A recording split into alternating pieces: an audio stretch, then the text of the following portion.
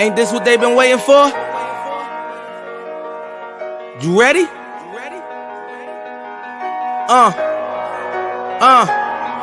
I used to pray for times like this, to rhyme like this, so I had to grind like that, to shine like this. In a matter of time I spent on some locked up shit in the back of the paddy wagon, cuffs locked on wrist.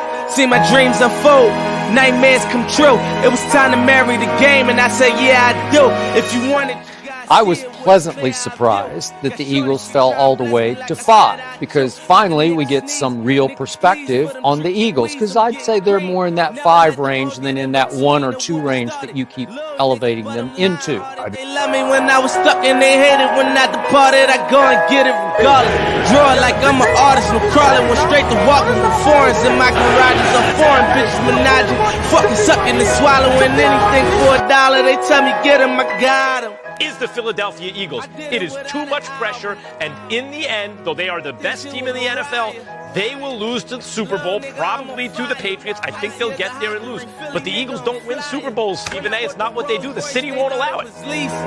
Then I bought that new Ferrari, hater, rest in peace. Hater, rest in peace to the parking lot. Phantom so big, can't even fit in the parking spot. You ain't talking about my niggas, then what you talking about? Gangsters move in silence, nigga, and I don't talk a lot. I don't say a word. Was on my grind and now I got what I deserve. Fuck nigga. Hold up, wait a minute. Y'all thought I was finished. When I bought the ass tomorrow, y'all thought it was rented. Flexing on these niggas, I'm like Popeye on the spinach. Double M, yeah, that's my team. Rose, the captain, I'm lieutenant. I'm the type of can the men cast and grind like I'm broke. That Lambo, my new bitch, she'll ride like my ghost. I'm riding around my city with my hands strapped on my toes. Cause these niggas want me dead, and I gotta make it back home. Cause my mama need that bill money. What's going on? This is your boy JC from JC Eagles. Hey, listen up. Hey, I just wanted to do this little introduction for all the Eagle haters out there. I know y'all out there, constantly hitting me up. Yeah, there's a lot of Eagle haters, believe it or not. You know, it is what it is. But tonight, I just want to just come on here and just talk about our Eagles. Hey, regardless, hey, I have no topic. Nothing is scripted.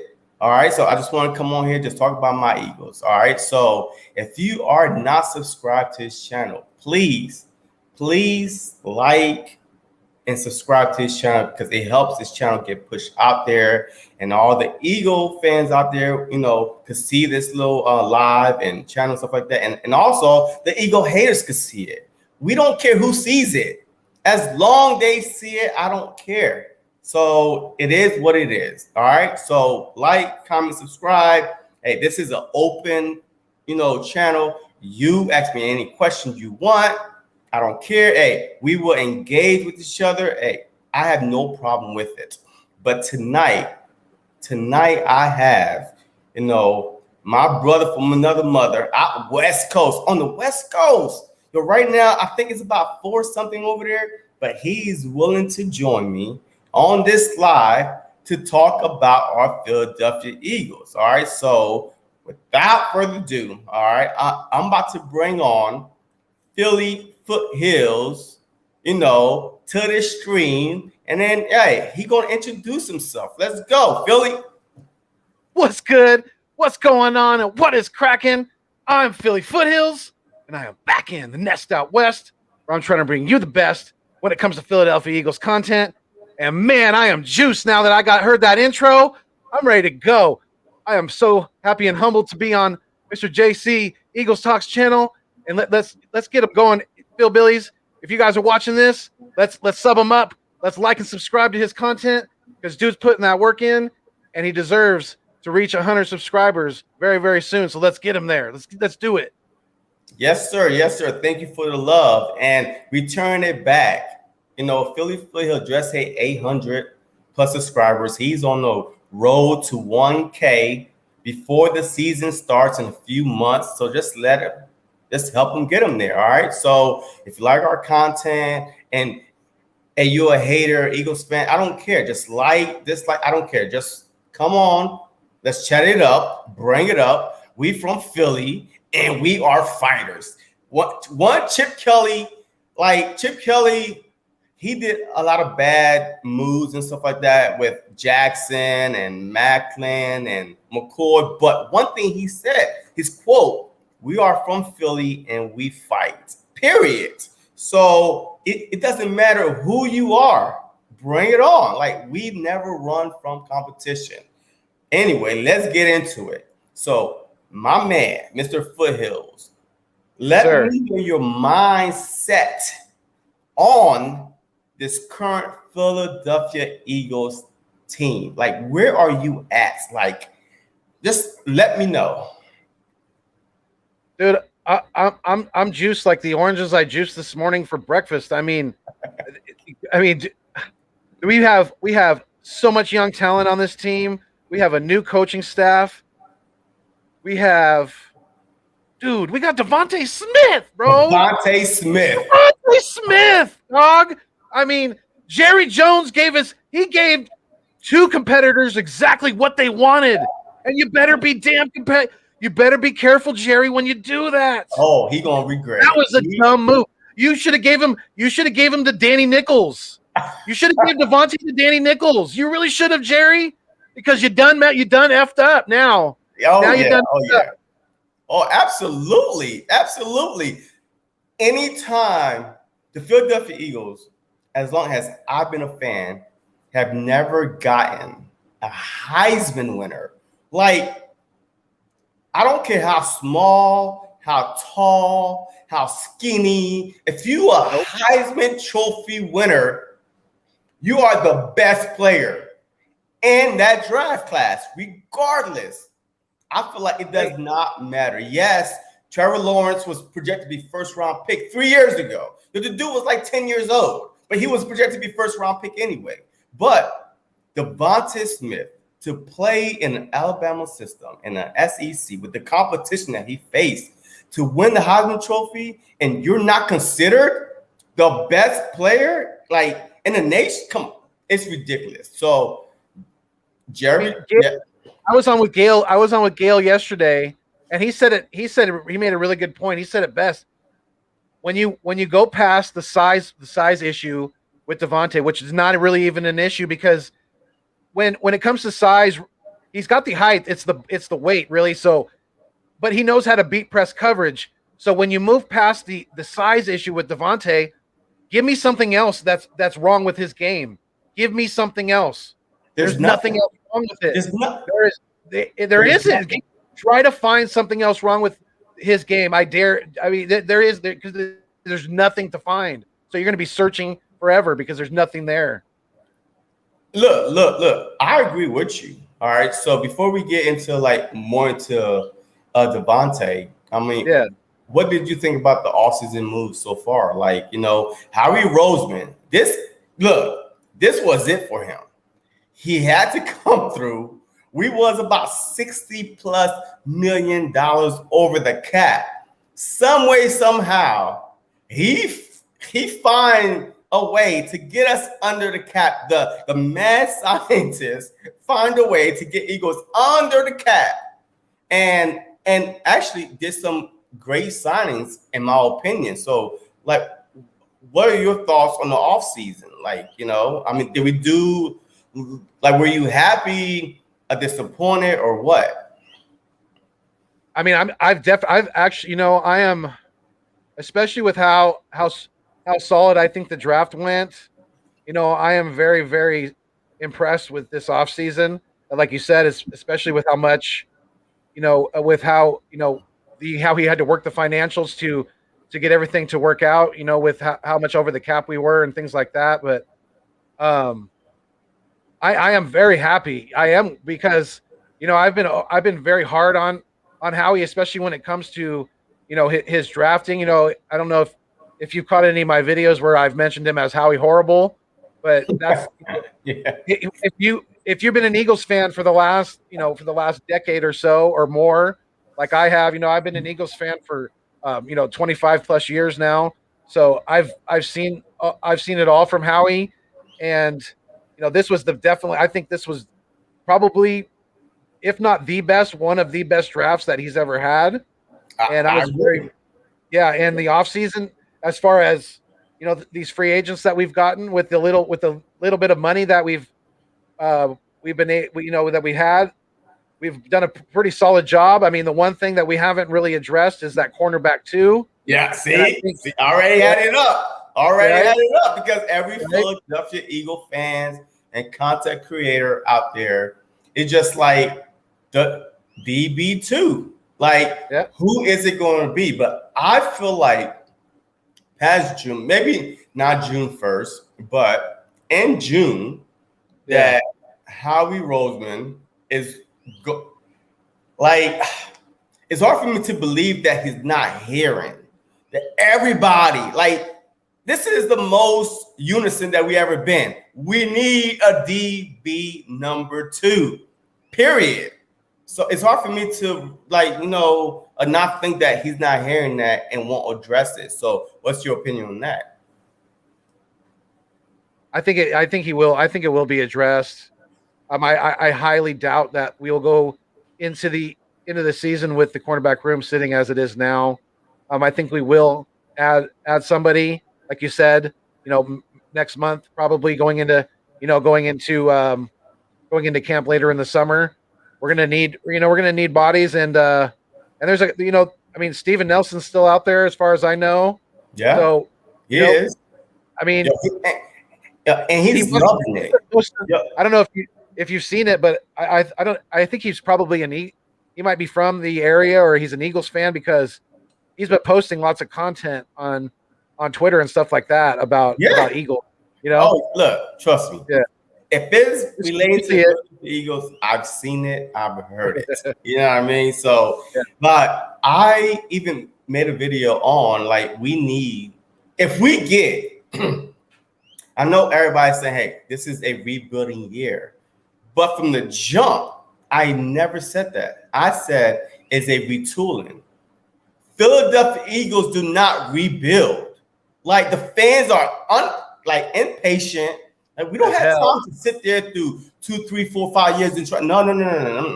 And you better move like your little chess pieces around, get rid of some veterans, bring in some new fresh blood. Yo, we don't rebuild. Philadelphia Eagles do not rebuild. We retool every year. So getting Steven Nelson, I feel like, will put us winning the division.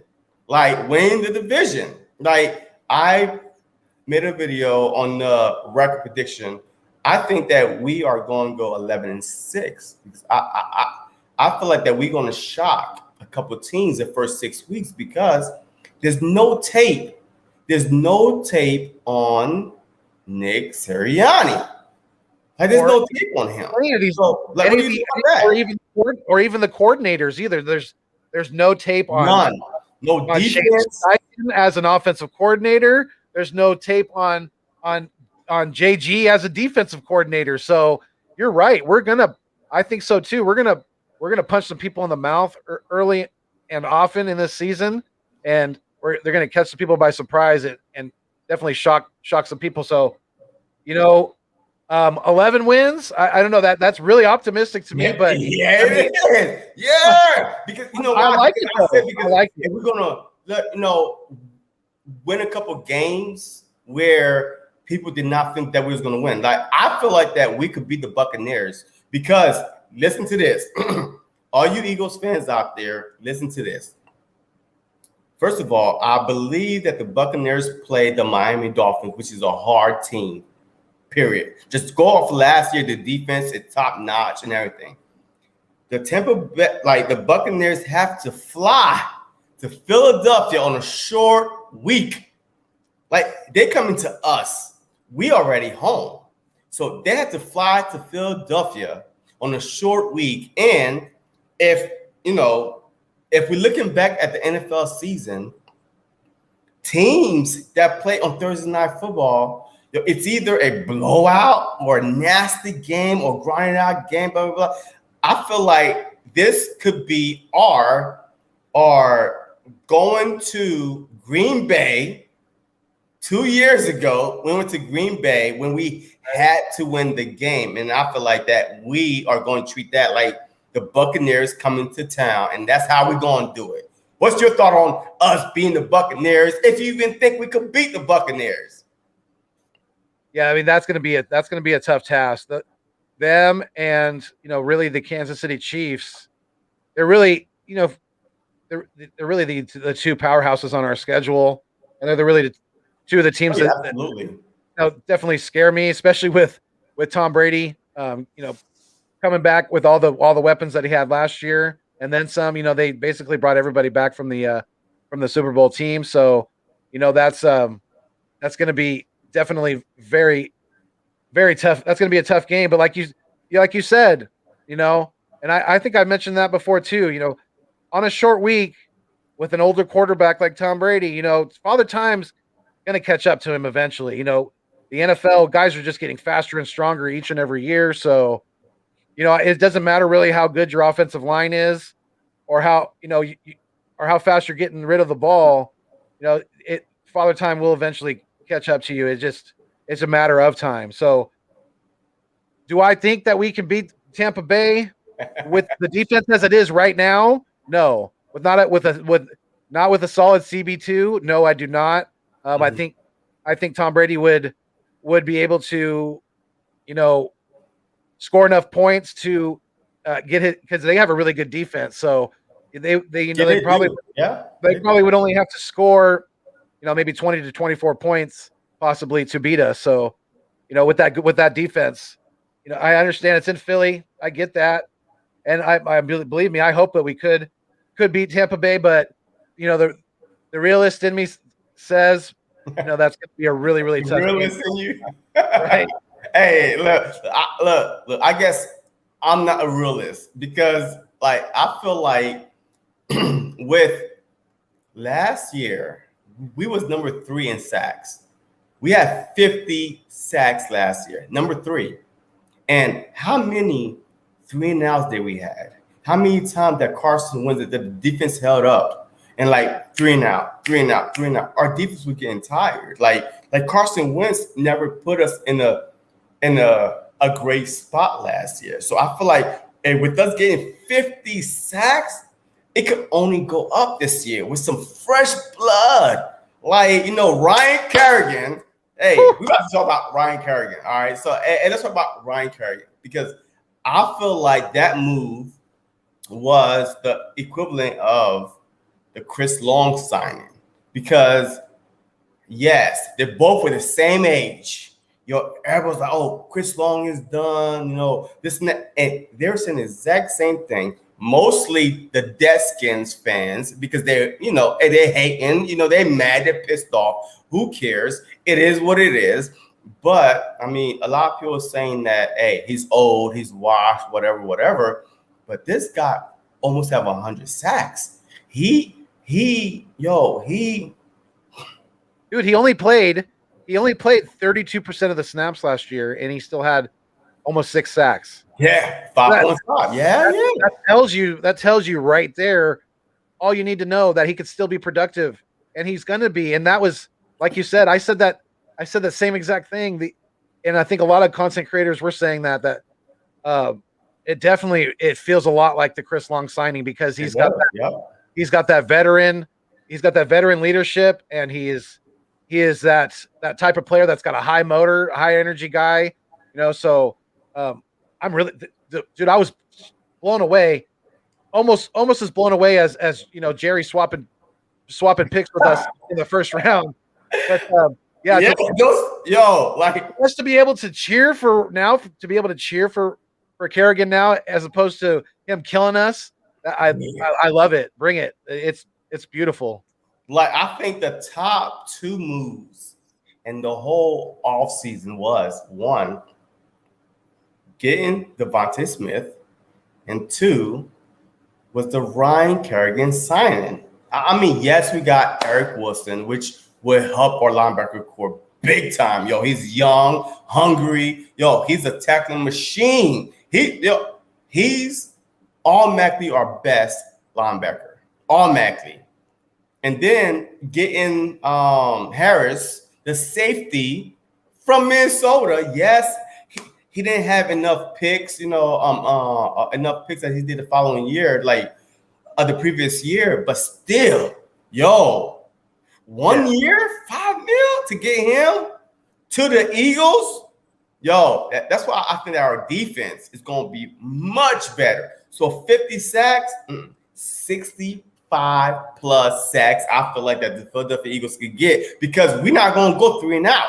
We're not going to go 3 and out because, like, Jalen Hurts being mobile, and then us having Miles Sanders and you're putting Rieger in the slot too. He's going to eat. I mean, just that's going to open up so many money. It's easy money. It's easy. So I mean, working the middle of the field. Yeah, I mean, the only thing is going to be how accurate can Jalen Hurts be? And he's putting in this. He is putting in the work. Like every time you read something about Jalen Hurts, he's staying after practice. He's getting the receivers together. He's doing this. He's doing that. Like, you never heard that from Carson Wentz. Like, I'm a big Carson Wentz fan. I got his jersey, by the way. I mean, I have Carson Wentz jersey, so I'm a big fan of Carson Wentz. But yeah, I still do too. Yeah, so like it was always like Carson Wentz is not doing this, he's not doing that. But with Jalen Hurts, like a bona fide leader, if a vet like vets like Darius Slay, like a Jason Kelsey, they're all coming out and praising Jalen Hurts.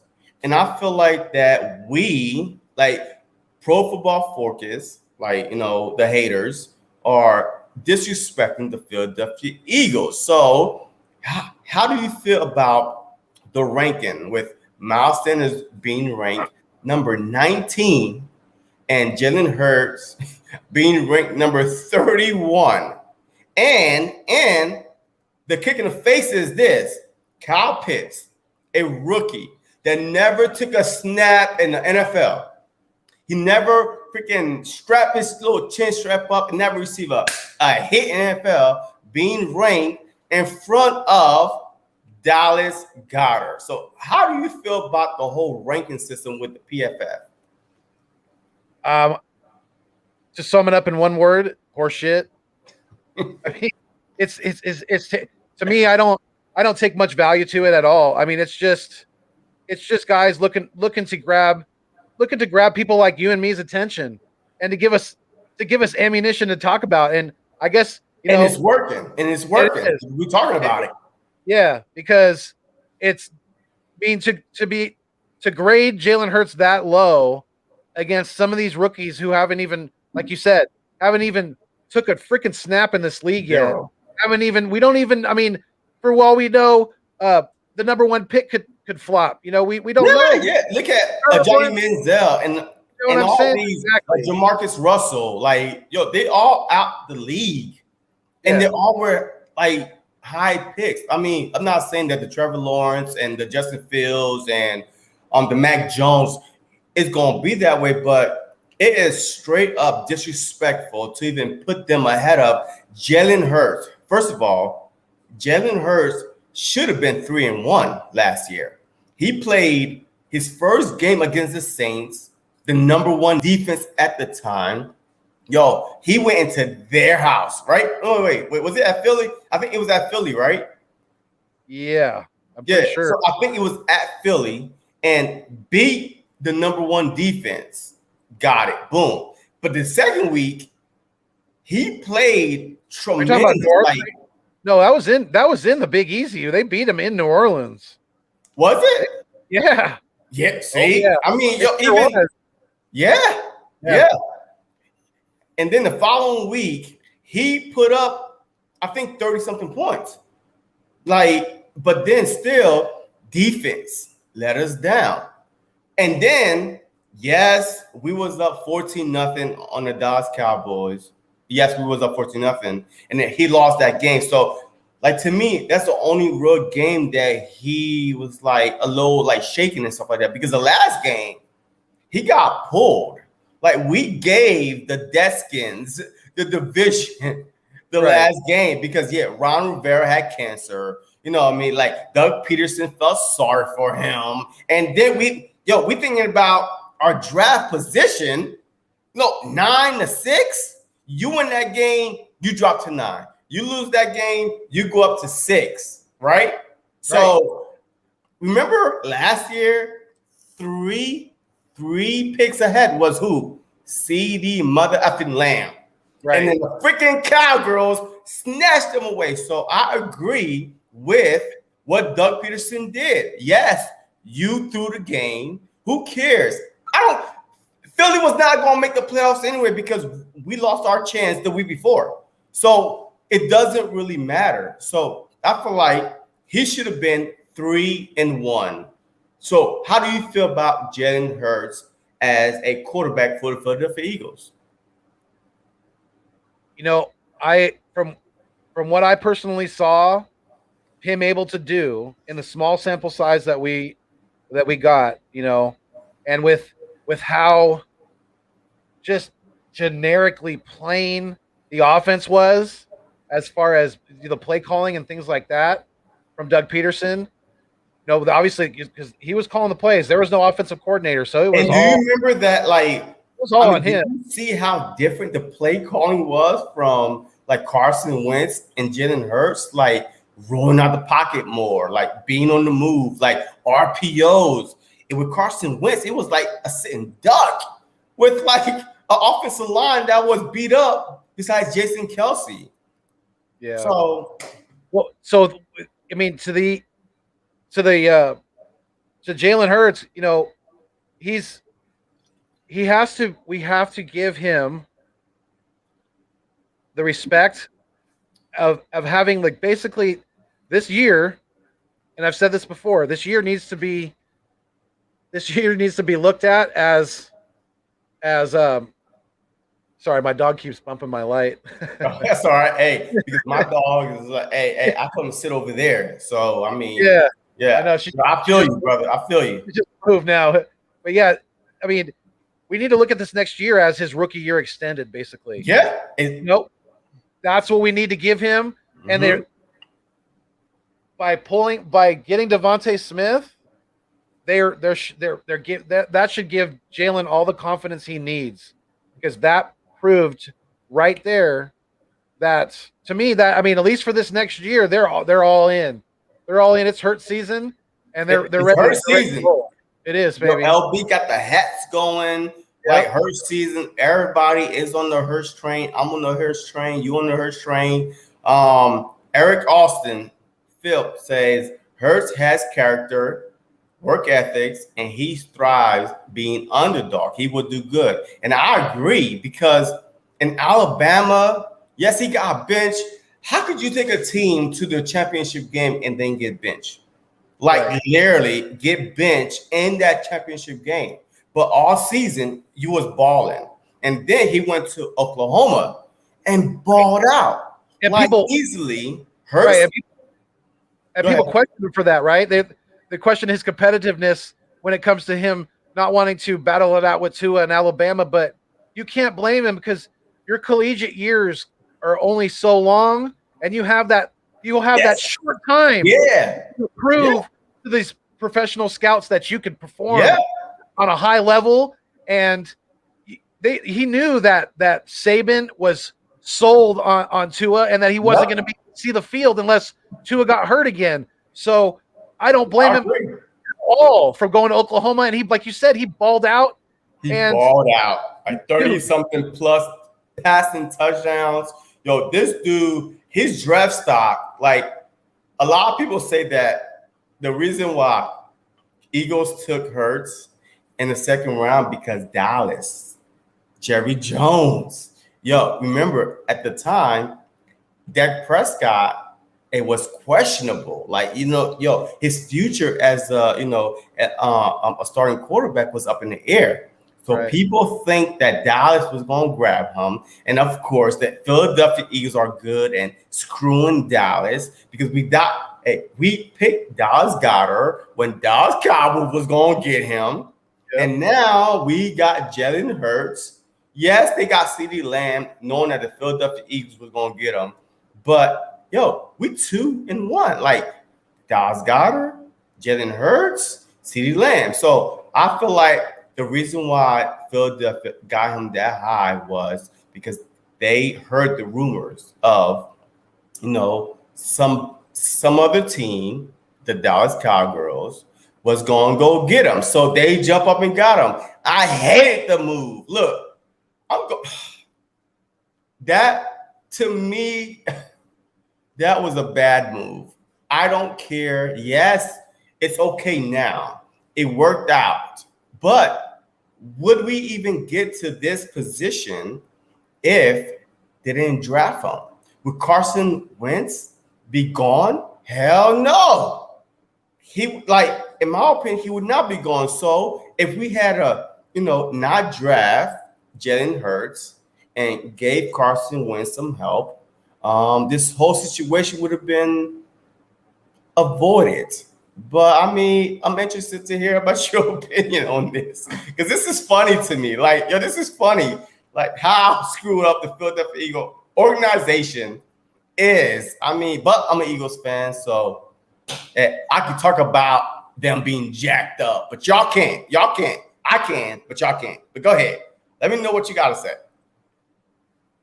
I mean, I think I agree with you. It was not, as far as if you were trying to build around Wentz, like you were saying, if you felt that he was the quarterback going forward, like they said that they thought he was, then there's no way they should sign him the year before to this. Right. They shouldn't have never drafted a quarterback that high, obviously, but the way it panned out now, hopefully it's going to work out to our favor. We could be possibly looking at 3 first-round draft picks next year. 3. Dude. We have a young quarterback that we don't have to pay for a few years, and we can build around him. Exactly. Yeah. Dude, we could have a good team for a great team, a very solid team. Yeah, a few years coming now. You know what I'm saying? I feel like if Hurts, not Wentz, but if Hurts just don't stink this season, right? I mean, he went about 9 games, or he barely missed the playoffs, that the Philadelphia Eagles would not try to get no other quarterback. And then those 3 first-round picks will be on defensive side. I think, because there's no reason to go offensive side. So I feel like, hey, if as long Hurts, the coaching staff, I love what I'm hearing out of our coaching staff. They are talents. I will use, if you're good in blocking, I will use you there. If you're good in running the ball, I will use you there. You're good in catching the ball, I will use you there. They are so invested in using the talent, instead of Doug Peterson. Miles Sanders have a freaking 80-yard first half, and then the second half, he's nowhere to be found. So, and before I get to you real quick, Eric, I'm a Bills fan. Have you heard anything about the Hurts? No, nothing recently. Nothing. Huh? Nothing recently. The Eagles were talking that they were going to, possibly move him on draft weekend, but no, Ertz is still an Eagle. He's still under contract, and I don't know. They gave him permission to seek out a trade, but doesn't look like anything's in the works at all. Yeah, I mean, look, if Hurts go to the Bills, it's been rumored that after June 1st that there's a AFC East team that that want to get Zach Ertz. I just want him to go to the Bills. I just want him to go to the AFC. Period. I don't want him in the NFC. Oh yeah, absolutely. I mean, the Bills have him. A very dangerous weapon. If Zach Ertz were to go to Green Bay right now, with Devontae Adams on the outside, oof. Yeah. Oof. I do not. That would be dangerous. Look, we play at least any team we're going to trade him to. AFC or NFC, we play every 4 years. So I do not, I mean, and do I think that Zach Ertz is going to retire in the next 4 years? Hell no. But I would rather him go to Buffalo Bills. I like the Bills. I mean, they're a good young team. I mean, they're, so they're not a threat to the Eagles. Like, they're not like, hey, we're sending him to like the Ravens or, the Patriots, which I hate. You know what I mean? Exactly. So, I mean, the Bills is a perfect spot to go. Just go to the Bills. Just go away. I mean, a perfect spot. It was a breath of fresh air to see somebody else win the damn division for once in that AFC East, Yeah. Just sick and tired of the damn Patriots winning every damn year. It was disgusting. No competitiveness. I would like to see the Patriots go on that type of run with a more competitive division. That division was big garbage for many, many years. And they absolutely. had a cakewalk. Yeah. Freaking cakewalk when it comes to that division. And outside of Tom Brady going to Miami, they something's in his head about playing in Miami with especially with when he was with the Patriots. But yeah, that division to me has been awful. Ever since Tom Brady been there, it's been awful. And then they saying that the NFC East, the NFC East was the most competitive a division. It was. Yeah, last year was bad, the past a few years was bad, but we are the only division with a Super Bowl ring. No other division. It doesn't even matter. No other division have, like, every team have a Super Bowl. None. So I don't care how tough your division is. Guess what? Ours is better because we're all winners. We're all champs. We're all division champs. Right. So Eric says, there's no reason y'all cannot win your division. And I agree. Look, Eric. Look, I agree 100%. CB2. Like, I feel like that the Philadelphia Eagles are being, we feed off being underdogs. Like, when we are the favorites, we kind of like, okay, all right. Well, we kind of lag a little bit. Unlike last year, there's no reason why the Eagles should have finished fourth in the division with, like, the current team, same quarterback, same defense, every other team in the division, somewhere, somehow, offense, defense, like quarterback, something was, like, different. But the Philadelphia Eagles, we turned everybody. It was like, here you go, Eagles. Y'all the team to beat in the NFC East. And we end up being the worst mother effing team. So I don't understand that. So Eric is like 100% correct. So you got us going what again? Like, what's your record prediction? 10 wins? Like 9? I mean, I don't know. What's your record prediction for the Philadelphia Eagles? My record prediction is right around that. I mean, I have us going 9-8. 9-8. Oh, yeah. All right. So what would it take to win the division? That's the question right there, because in this division, outside of Dallas, which still has holes on defense, especially in that secondary. So I think we're going to be able to eat. Other people in the division are going to be able to eat against Dallas. Other people in this league are going to be able to eat. And when you go to the Giants, they have no quarterback in my eyes. They got little Mr. Footsies, tripping over his own foot. Danny Nichols is trash. Their defense is starting to improve. They did hold their own with Tampa Bay last year. They almost beat the Bucks. I think it was in New York.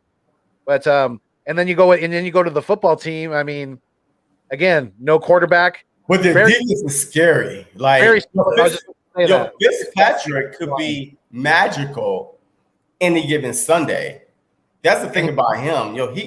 He's somewhat of an eagle killer too. So I did not like seeing him come into the division. Definitely wasn't thrilled about that. I was hoping maybe that the Skins were going to move up and maybe try to get someone like Justin Fields or something like that. I But think that would have been worse. Like, look, that's what I was hoping for. Exactly. No. Like, well, I mean, no. Like, I think that would have been better for them them. as far as them being better. Got you. Like Fitzpatrick, we already know what he's about. Okay, yeah, one game he's gonna be hot, one game he's gonna be cold. It is what it is. So, I mean, I wasn't afraid of that move. Even the defense is bona fide top 5, like, but we still was number 3 in sacks. They were number 5. So, yeah, just leaving it at that. So, Eric says there's no way Sweeney in a 7th round pick for him. Hell no. Like, look, I made a whole video about how in the world Howie Roseman would never make that move. He would never make that move because he's like, he wants to try to suck the life out of you, like every little ounce that he could get. There's no way he's going to give up like Zach Ertz, 7th round pick and a 7th round tight end. That does not even pass the common sense test to me. So what do you think about that one? Like what would you give Zach Ertz up for? Like, what is your package deal? Hey, I'm not budging. This is what I want. Go ahead, GM. GM Foothills is on the mic. Go ahead, GM. Let's go. Let me hear you. Hey, if someone's willing to give us a 4th round pick at this point, I think I would take it for Zach Ertz, because we're going to end up getting absolutely nothing for him if we cut him, or if he walks after this year. It's really going to be, it's a really a sticky situation, with him being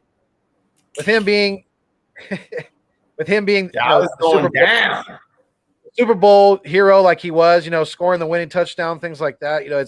It's hard for fans to let go of Ertz, but hey, he caught the winning touchdown. Right. But the thing we have to, as Eagles fans, though, we have to start thinking about, is he going to put body preservation, because he's getting older? He's no spring chicken anymore. Is he going to start putting body preservation over being fully committed into this team if he plays for us this year? And how big of an issue could that be?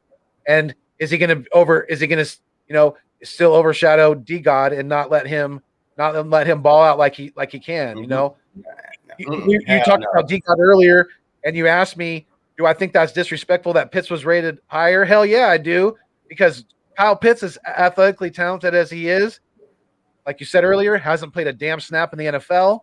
Not one. And he really can't block. He's going to have to improve his blocking. Oh, If he wants to be a 3-down. He's a lightweight. He's a lightweight. Right. And he's just not a very good blocker yet. So that's one thing D-God definitely has over him. And I think that's hella disrespectful, especially to be ranking rookies over people who are already tested veterans. I mean, come on now. Yeah, I mean, look, I agree. Like, I definitely agree. Eric was like, Dallas going down. He's the Bills fan, but still, everybody hates Dallas. Like, nobody cares about Dallas, regardless who they got. It's been over 25 years since the Dallas Cowgirls did anything. So, like, I literally tried to watch a Dallas Cowboys Super Bowl the other day. I had to go on Amazon to try to get a VCR. Say they still had film on that? Really? Was it black and white? No. If you get a VCR, only if you get a VCR, because it's not on DVD. So the Dallas Cowgirls, they stink. So it really doesn't matter. So let me see. Eric said, there's no team that is the clear favorite. And with Hurts getting experience last year, like I said, no reason the Eagles cannot win the division. The only thing that I would say that the Eagles, like, that might hold them up a little bit is the defense. Like, I'm not worried about our offense. I feel like we are going to put up points this year. Like but we do have a cornerback 2 situation. Even the slot, yes, Avonte Maddox, it's projected to start in the slot, but to me, he had his time to prove that he was good. To me, he's not that good. Like, once we let what's his name? He scored the Philadelphia Eagles' first touchdown on the defensive side, intercepted, and then he ran. Coleman. No. Wait, what's it called? Yo, he intercepted the ball against the Vikings, like the very first Philadelphia Eagles. Yo, we signed him from New Orleans, huh? Patrick Patterson, is that what you're talking about? No. Not this. You're talking about last year? Or no, the year we won the Super Bowl. That was our best slot corner. And we only had him for 1 year because then he signed with New Orleans, in the off season. So I don't feel like Avonte Maddox is that type of guy because you're going to face CeeDee Lamb in the slot. You're going to face a lot of you are playing the Kansas City Chiefs, the Tampa Bay Buccaneers. Antonio Brown is in the slot, maybe. You are playing the Raiders, the Chargers, even the Redskins. You're playing a lot of teams that got number one potential wide receiver in the slot. So I feel like if we address those two positions, we can win the division. And I mean, Maddox he's got some competition at that. He's going to have competition at that slot position. It's not just going to be handed to him at all. And he's going to have to work hard and impress these coaches, especially the defensive coordinator, because we know JG is a defensive back coach originally. That's his specialty. Yeah. So he's going to have an extra eye on those guys. And if they're not cutting, if they're not holding their weight, they're going to be out of there. I guarantee that, because like I said, he's going to have competition with the Josiah kid that we just got from Jacksonville, and with that kid Zach McPherson that we just drafted. Both of those kids are going to be competing for defensive back slot reps. In that nickel packages and things like that. They're going to be competing for the position as well. So he's going to have I think he's got a tough road ahead of him. A lot like JJ Arcega-Whiteside does on the side with that receiver room. JJ needs to call his mom. I would drive from get your umbrella, fly over like Mary Poppins. I will drive from Virginia to Philadelphia and help him pack his bags. I got a bad back, but I will help him move. I will rent the rental truck for him. He needs to go, period, point blank. I do not care. Yes, he was a second-round draft pick, but the thing is, I feel like he had time to prove, even with Alshon Jeffrey being hurt and freaking Nelson Stankalar being hurt. I mean, he had time. So I hate to hear that Eagles content creators are just saying, "Oh, hey, he needs, hey, maybe this new coach." No, get rid of him. No, I'm sorry. He got to go. I can't stand him. He can't catch nothing. He cost us at least 3 games by himself. The ball hitting his damn face mask. Get rid of him. Get rid of him. Give Trayvon Grimes a chance. Trayvon Grimes, my guy. This guy. You're on the hype train. Huh? You're on the Trayvon hype train. I've been hearing a lot of people are excited about him. Look, if he makes the team, if Trayvon Grimes makes the team, I will get his jersey, because I feel like just like Kenneth Gainwell, that Trayvon Grimes was supposed to be drafted. He literally was a bona fide number one, senior year. He tore his ACL. And then he hey, we never heard anything about him again. Do you follow college football? Huh? Do you follow college football closely?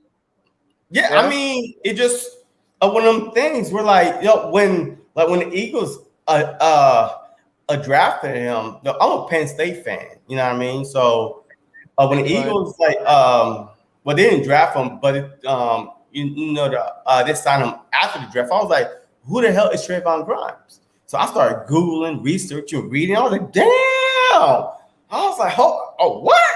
Yo. But he was okay. He was also on the same offense as who? Kyle Pitts and that receiver, I forget his name, that the Giants got in the first round. I think his name is Tony. Like his last name is Tony.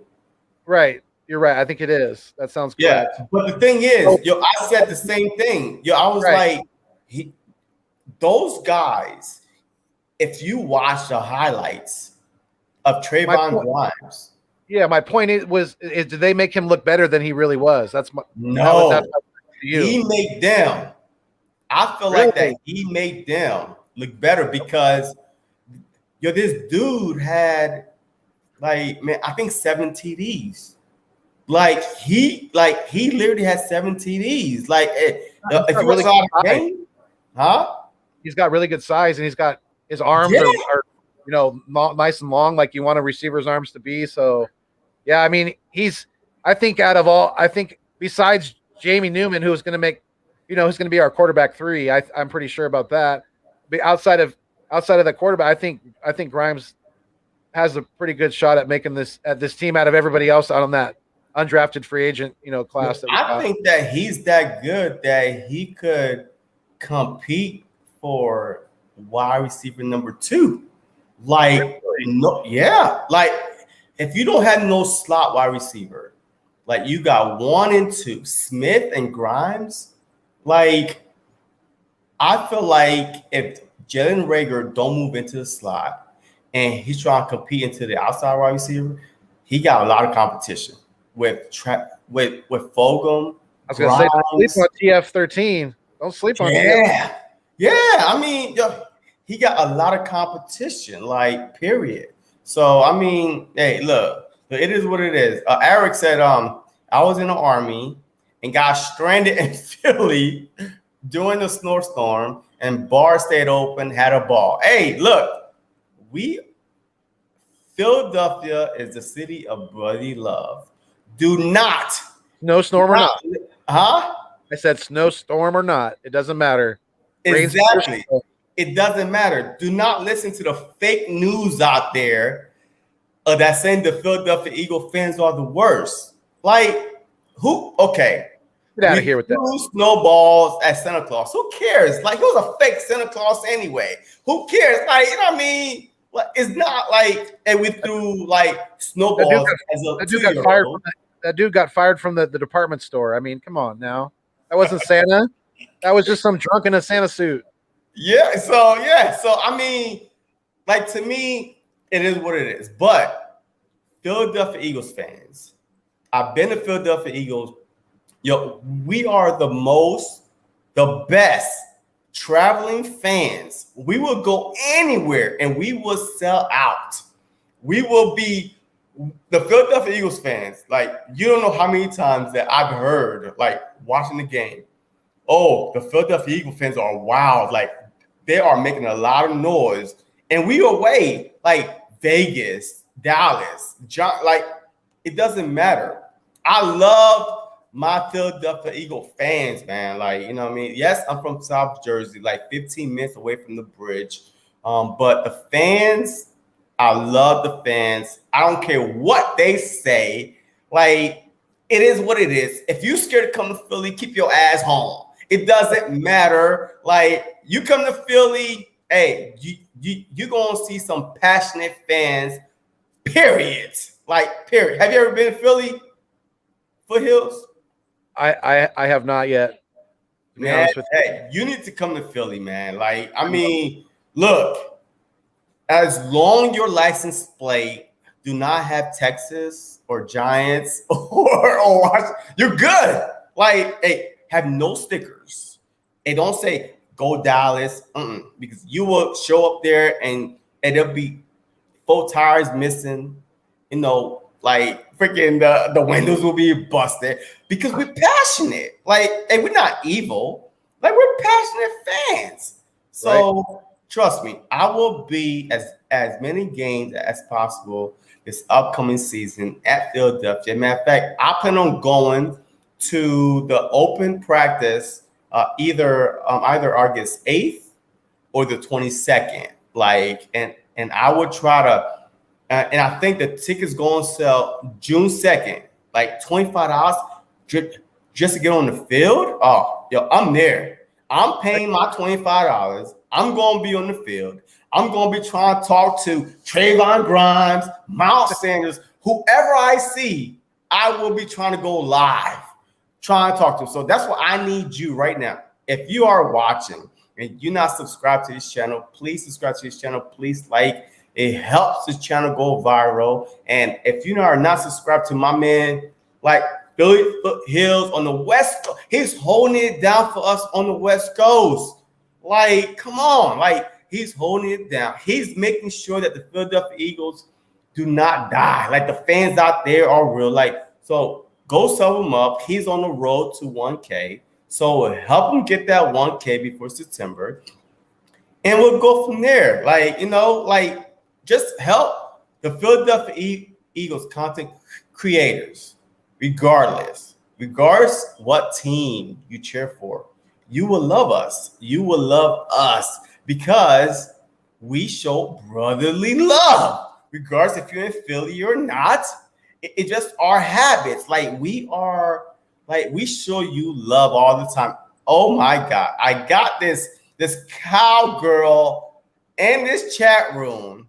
He's like, shit, I wore my cowboy gear there when I did the Giants-Eagles game in 2015. Wasn't scared because you probably lost the game and nobody look. If you go to Philly, you lose the game, the fans don't care. Like, the fans do not care. Like, why would we waste our time? And you got an L, like, you, right? You did. Right? Am I right? Yep. He knows it.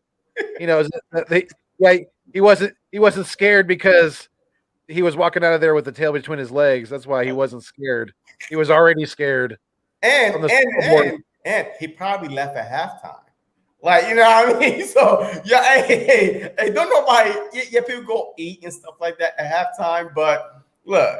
He probably left at halftime. So, but you know what? I did have him on my stream. Like, my very first stream was a bust. Like, epic fail. It is what it is. Like, you know, I'm new to this, but I did have him on my stream for 2 hours and 35 minutes.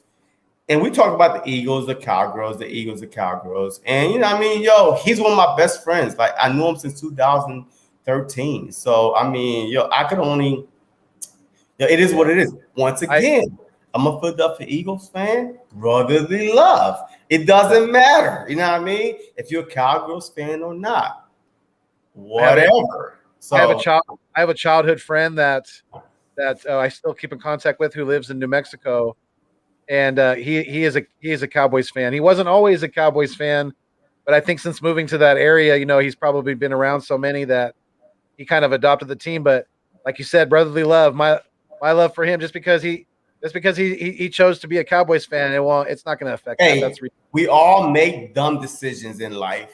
You know what I mean? Exactly. And choosing to be a Cowgirls fan is one of those decisions, but it is what it is. But Eric says, Nick Sirianni, how you feel about your coach? And that is an awesome question because the Philadelphia Eagles have a sixth sense to hiring coaches that nobody wants or ever heard of. Rock, paper, scissors, like boom, boom, like nobody even heard of Nick Sirianni, but nobody heard of Doug Peterson either. Nobody. Andy Reid. Like, we have a sixth sense, like, we need to get this guy because we are underdogs. These coaches that we hire are nothing but underdog coaches. Like, they're about nothing. They never won anything. You don't know them. They're all being like, hey, who the hell is this? But I love the hiring of Nick Sirianni. Yes, I didn't know nothing about him. Yes, I did my research. Yes, I heard him talk. His very first press conference, everybody was getting on him because he was nervous, shaking out his boots, sweating. It is what it is. Like, it's not easy being behind the camera and just like answering questions that you are not scripted for. That, hey, nobody tell you, hey, I'm gonna ask you this. Get ready.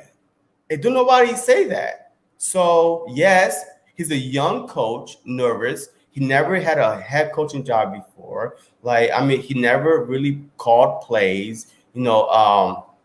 At Indianapolis. He never did that. So it's okay by me.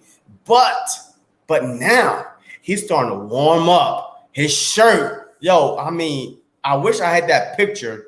His shirt was like, we from Philly, and we don't even care what, like, no one likes us. It doesn't even matter. Right. That's what I seen that earlier too. Yep. Yeah. Yeah, that's my guy. A few days before. What do you feel about him? Like, I mean, what do you feel about Nick Sirianni being our coach?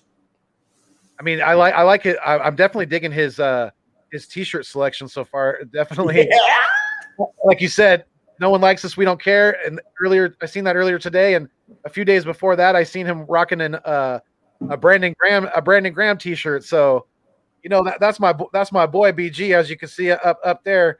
That's my boy. He's been one of my favorite Eagles for a long time, even before the Super Bowl run and all that. I love Brandon Graham, but as far as Nick Sirianni goes, I mean, so I look at it this way.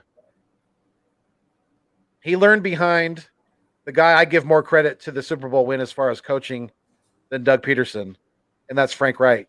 Because Frank Wright absolutely was able to find that gold in Carson Wentz. He was able to, and then when Carson went down, he was able to mold that offense to fit Foles. So until it proves me wrong on the field with the product that's out there, with the team that we rock with this next year and future years to go forward, I'm a Sirianni believer, and I think that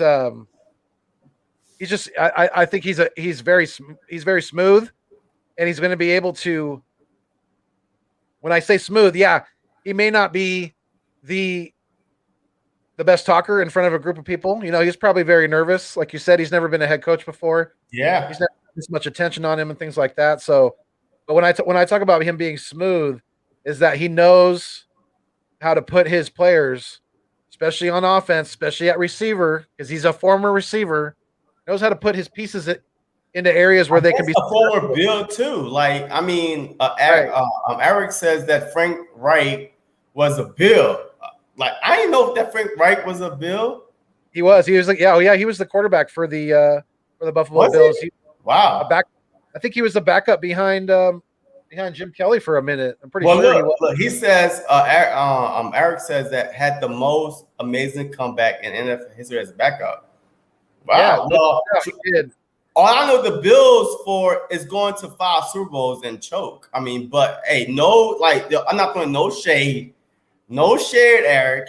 And I mean, that's all I know. The far right, the far left, whatever it is. I know if the Bills could only literally close the game, that they would have at least 3-4 Super Bowls, because they've been to a lot, and still.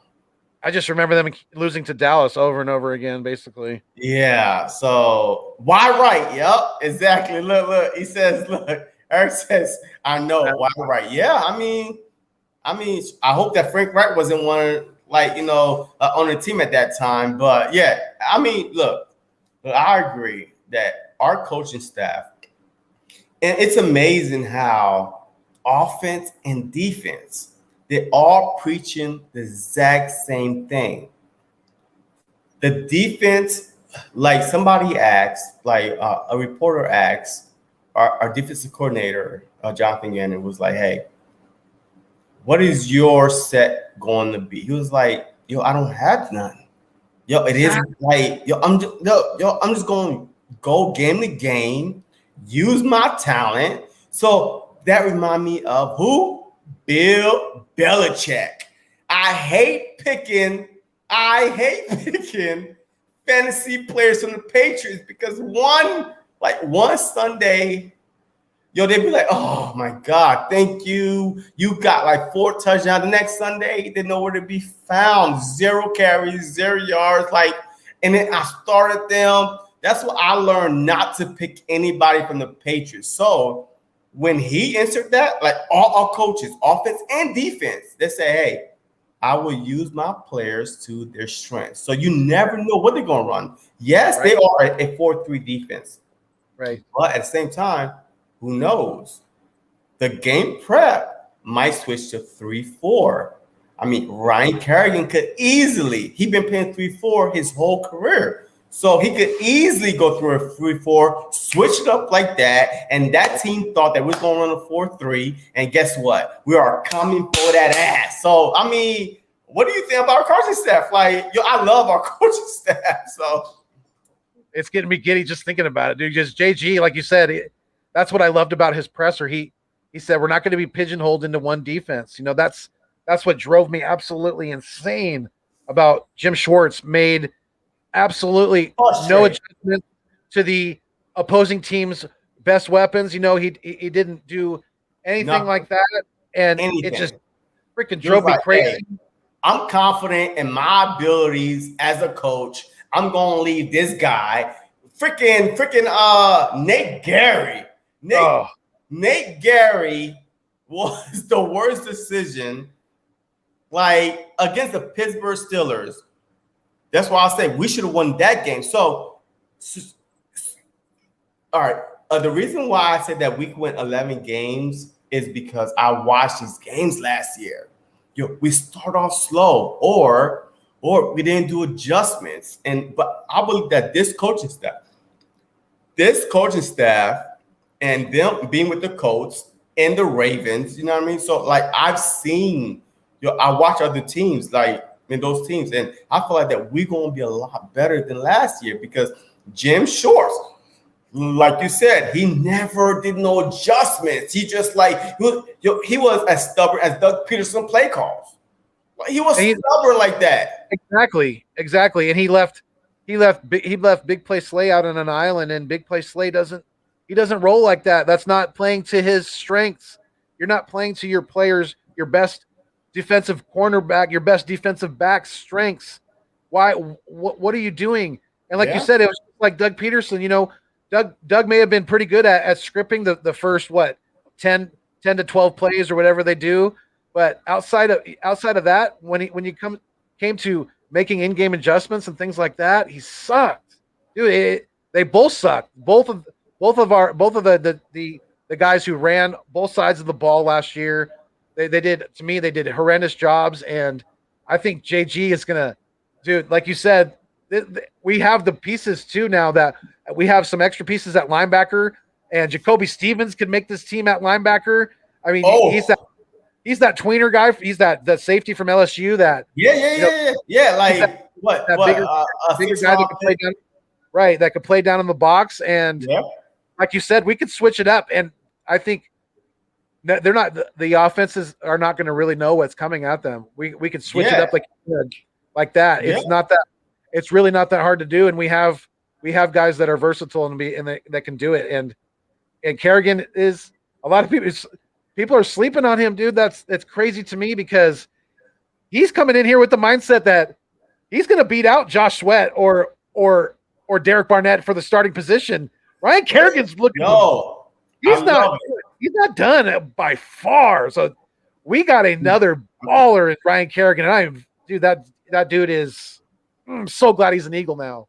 Yo, I'm telling you right now, I read what he said. He says he want to be a leader inside the locker room. How the hell you an outsider? Yo, you are a Deskins.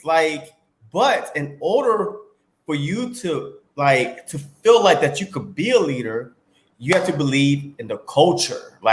He said that Brendan Graham reached out to him.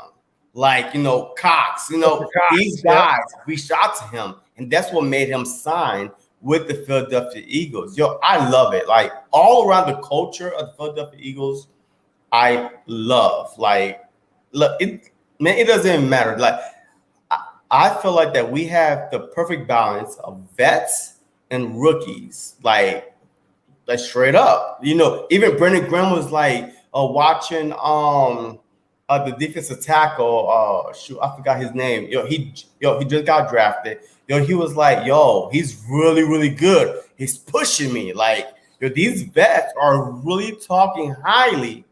Even though I think that these vets are about to be replaced with these rookies that's coming in now because we gotta get younger.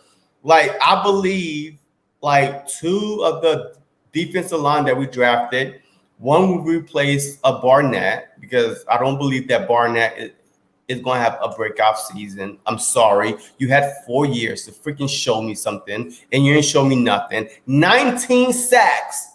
19 sacks in 4 years. That's averaging what? Let me see. 4 sacks? That's horrible.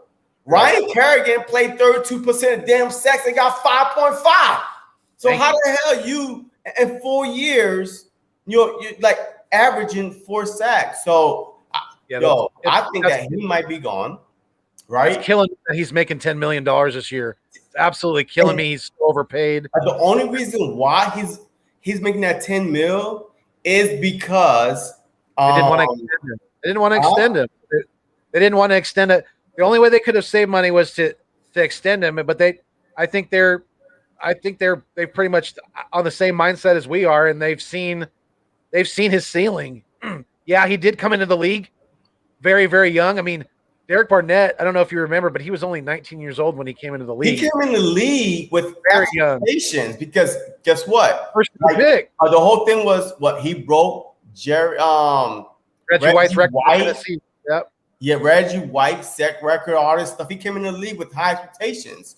Right. But I feel like that this year might be his year because for some odd reason, the Philadelphia Eagle players don't break out. Like Brandon Graham, remember Brandon Graham was it was worthless. Like the first 5 years, he was worthless, and then he started being a playmaker at the right time. So they had Brandon Graham. They had Brandon Graham at a position, did they not? They had him playing linebacker. I'm pretty sure. So that had something to do with him, being less productive than he has been on the defensive line. But dude, when you think about these three defensive signings that we've had on each level now, on our defense, Kerrigan, Wilson, Harris, right? That just shows you these guys are buying into JG. They know he's gaining that respect around the league, and guys know that they could come here on these 1-year deals, ball out, get paid, and make the Pro Bowl, possibly cash in the next year, and to sign for $5 million for 1 year, and you let the league in tackles or whatever it is. I feel like that these guys was like, I'm about to come to Philadelphia and I'm about to ball out because I believe in JG and we are going to ball out. Jonathan Gannon, he's never coached a whole defense before though. But now he's responsible for a defensive coordinator. He's very, very smart though. This guy knows his stuff. And like you said, yeah, he hasn't been a defensive coordinator. No, a defensive back, but not a defensive coordinator. Right. But everybody's got to start. Everybody's got to get their chance and start somewhere. And I'm glad these coaches are getting their first start here. A lot of them are, like that. Even the linebacker coach, he's 27. He's younger than Alex Singleton. That's crazy to me. That's going to be something that I'm going to have a very close eye on this year, as far as him being able to be able to coach these guys, being in the around the same age as they are. So that's going to be something. Look, I'm excited. Look, I think the younger the coaches are, the more they listen to the players, because it was like, okay, what works for you? What did you see? I will adjust to that. You know what I mean? Instead of like, oh no, like, I'm a 40-year-old coach. I've been in the league for 27 years and I'm 40 years old. Like, no. No. I feel like the younger these coaches are, and exactly Green Bay with the head coach is young, but Aaron Rodgers run the show. We all know that Aaron Rodgers run the show regardless. Like, you think that head coach is going to call a play? Yeah, he might do some things, every now and then, but 9 times out of 10, throughout the week, he's asking permission. Aaron, can I do this, Aaron? Do you like this, Aaron? Like, he's asking permission. So, like, I feel like us having a young coach, it's beneficial for us. Like, even the head coach. Like, I feel like that they all gonna work together. It's like a one big old team. Like, it's not like I'm like I know more than you do and this and that. No, guy. You never been in this position, and you quarterback have never been in this position. So let's work together and not embarrass ourselves combined. Right. You know what I mean? So I feel like, hey, the younger we are, the more that if they open, because Carson Wentz was so stubborn, he was not willing to listen to anybody. The rumors was because that's why Nick Foles came in and had some great success with the RPOs, like, you know what I mean? But Carson Wentz was so stubborn, was like, I'm superior than all these players. I could run, I could do this, blah, blah, blah, which ended up being a whole different play call. But absolutely, look, we have a young coaching staff. I'm excited. You excited. The Eagles fans are excited. And even Eric, a Buffalo Bills fan, he said Jalen has not even had a chance to show his arm. Absolutely. Look, go ahead. I mean, he hasn't. We haven't. I don't understand the people who have already written off Jalen. They don't really follow football. To me, they're these side chair fans that just like to hate. They really do. Look. We don't convert it, huh? You're more than welcome, bro. Hey, you're more than you're always welcome in the nest. Absolutely. Yes. Yo, Eric, hey, shout out to you. Eagles Nation, we done got us a new fan. Why? Eric Austin Phelps says, gotta go. I'm going to adopt the Eagles, my new NFC team. Thank you very much. I appreciate your support, your love, and welcome to the Brotherly Love team. EAP. GLE Eagles! Let's go, baby. Let's go. That's what I'm talking about. So, hey, man, that'd have been super dope if his initials were EA. That'd have been super dope if his initials were EAG. That'd have been. Oh, yeah. Almost there. Yeah. Yeah. So, well, yeah. Easton said 4.5 sacks a year. I think he referred to Derek Barnett. Yeah, right. I mean, that's horrible. Like that's trash. You broke Reggie White. The minister. Like, I feel comfortable in saying that probably the most play he's ever going to be remembered for it in the Super Bowl is the fumble recovery. Exactly. Yep, that's the play. He's he's the player that recovered Brandon Graham's strip sack. That's who Derek Barnett is. But which one was bigger though? And which one was bigger? Because the whole game we was getting our head beat in because Tom Brady set like Super Bowl records and passing yards, and it was just horrible because that whole year Eagles was top 10 in defense. The week before, 2 weeks before, we shut down the Vikings. Yo, like, and then we shut down the Falcons. And Right. then we went to the Super Bowl. And what the hell was that on defense? But thank God, Nick Foles, like, and that's exactly why he got a trophy, like, in the stadium, because he balled his ass out. So I don't know what was that, but what do you think was bigger? The sack that Brandon Graham had or the recovery? Come on. Hey, look.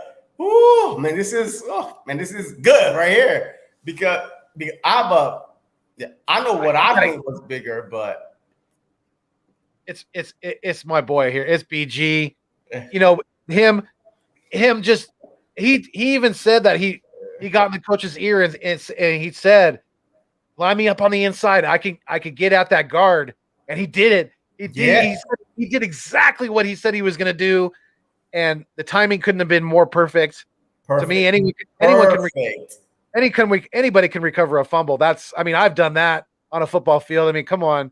So if Philly Foothills has done it, I definitely got to give it to the strip sack. What do you think? I mean, look, I hear you, because I agree that play is bigger to me than any play that Nick Foles did, any touchdown that he threw, because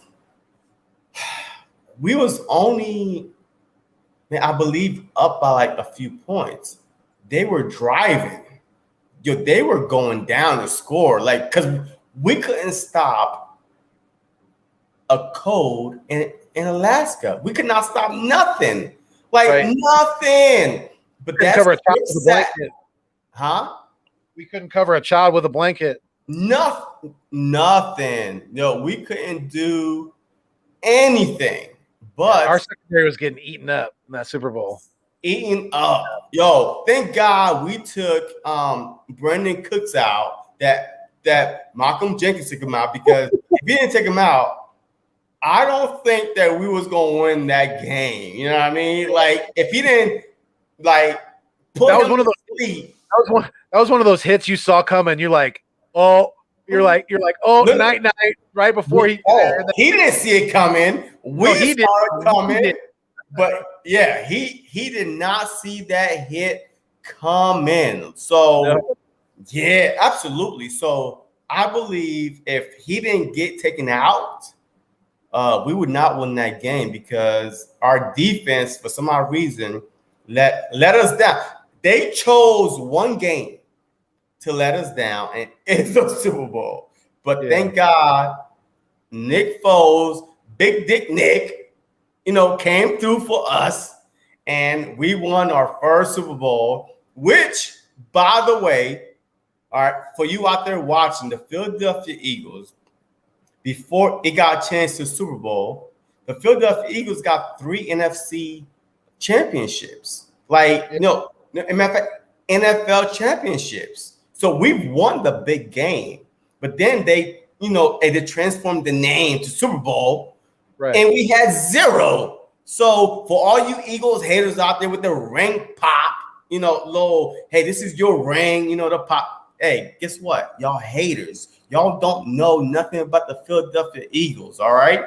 So exactly. So we got ours, and guess what? We are pursuing for 2. I got a link below. Pursue for 2. Like, yo, this hat, the shirts, because this is what we're about. We are about pursuing for 2, regardless.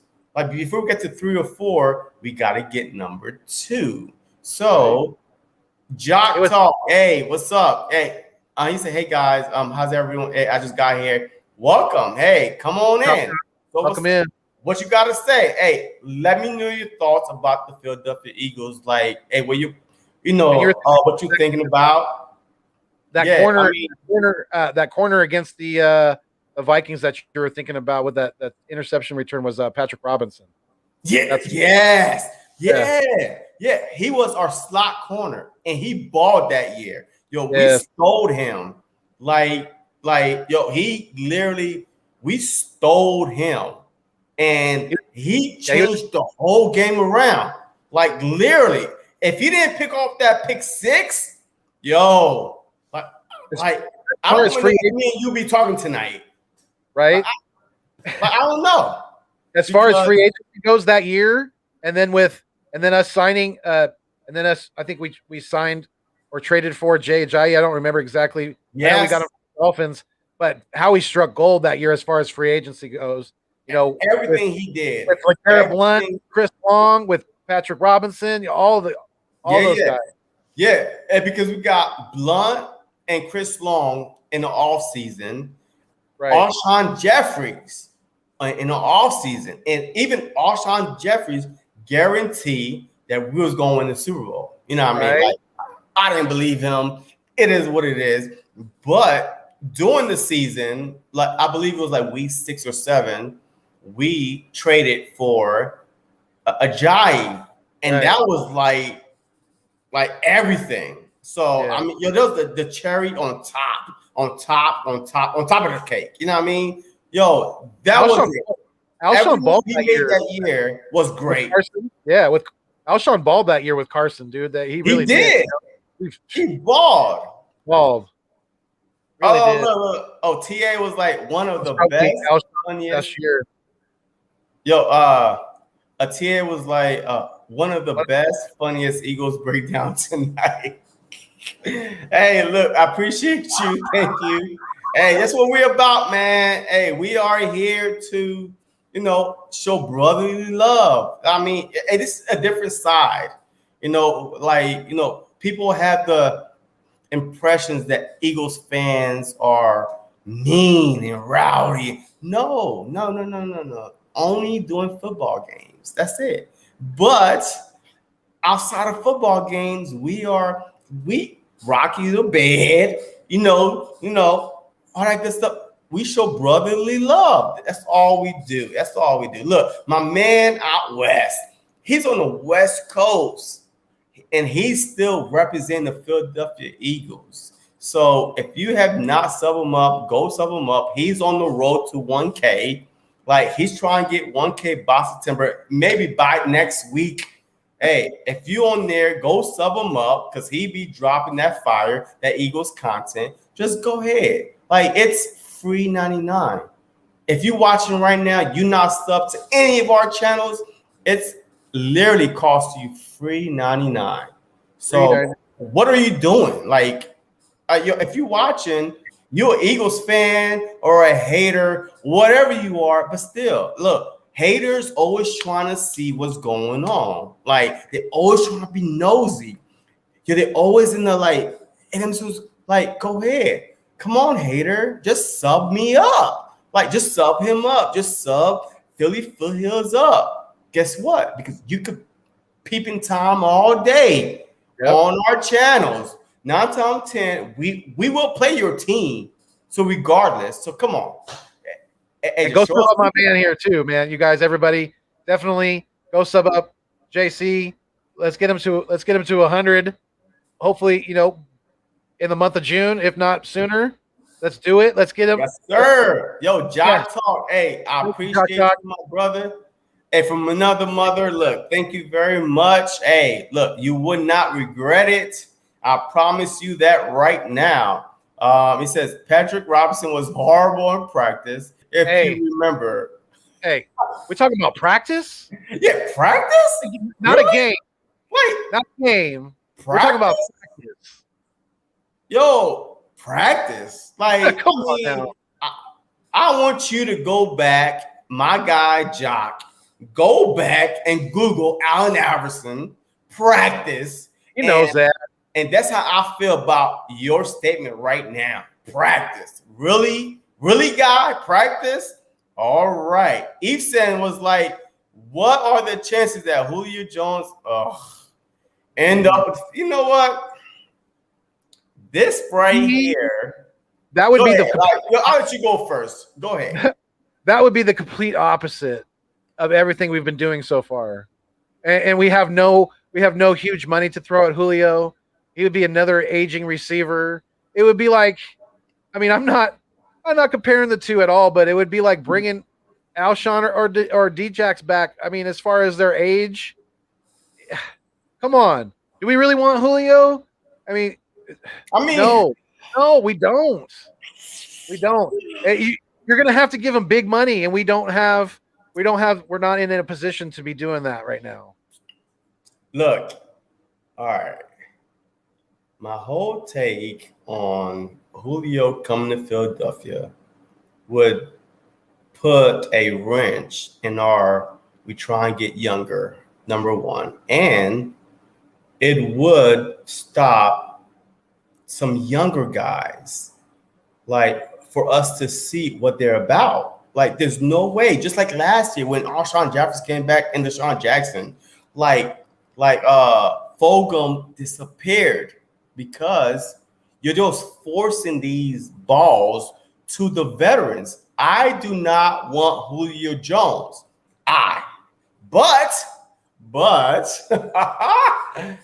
if Julio Jones come to Philadelphia Eagles, Super Bowl, book it. Ain't nobody stopping our damn offense with Dallas Goedert, Devontae Smith, with Julio Jones, with Jalen Reagor, with Miles Sanders, and our top 5 defense. Book it. I'm buying my Super Bowl ticket. I don't care what anybody said.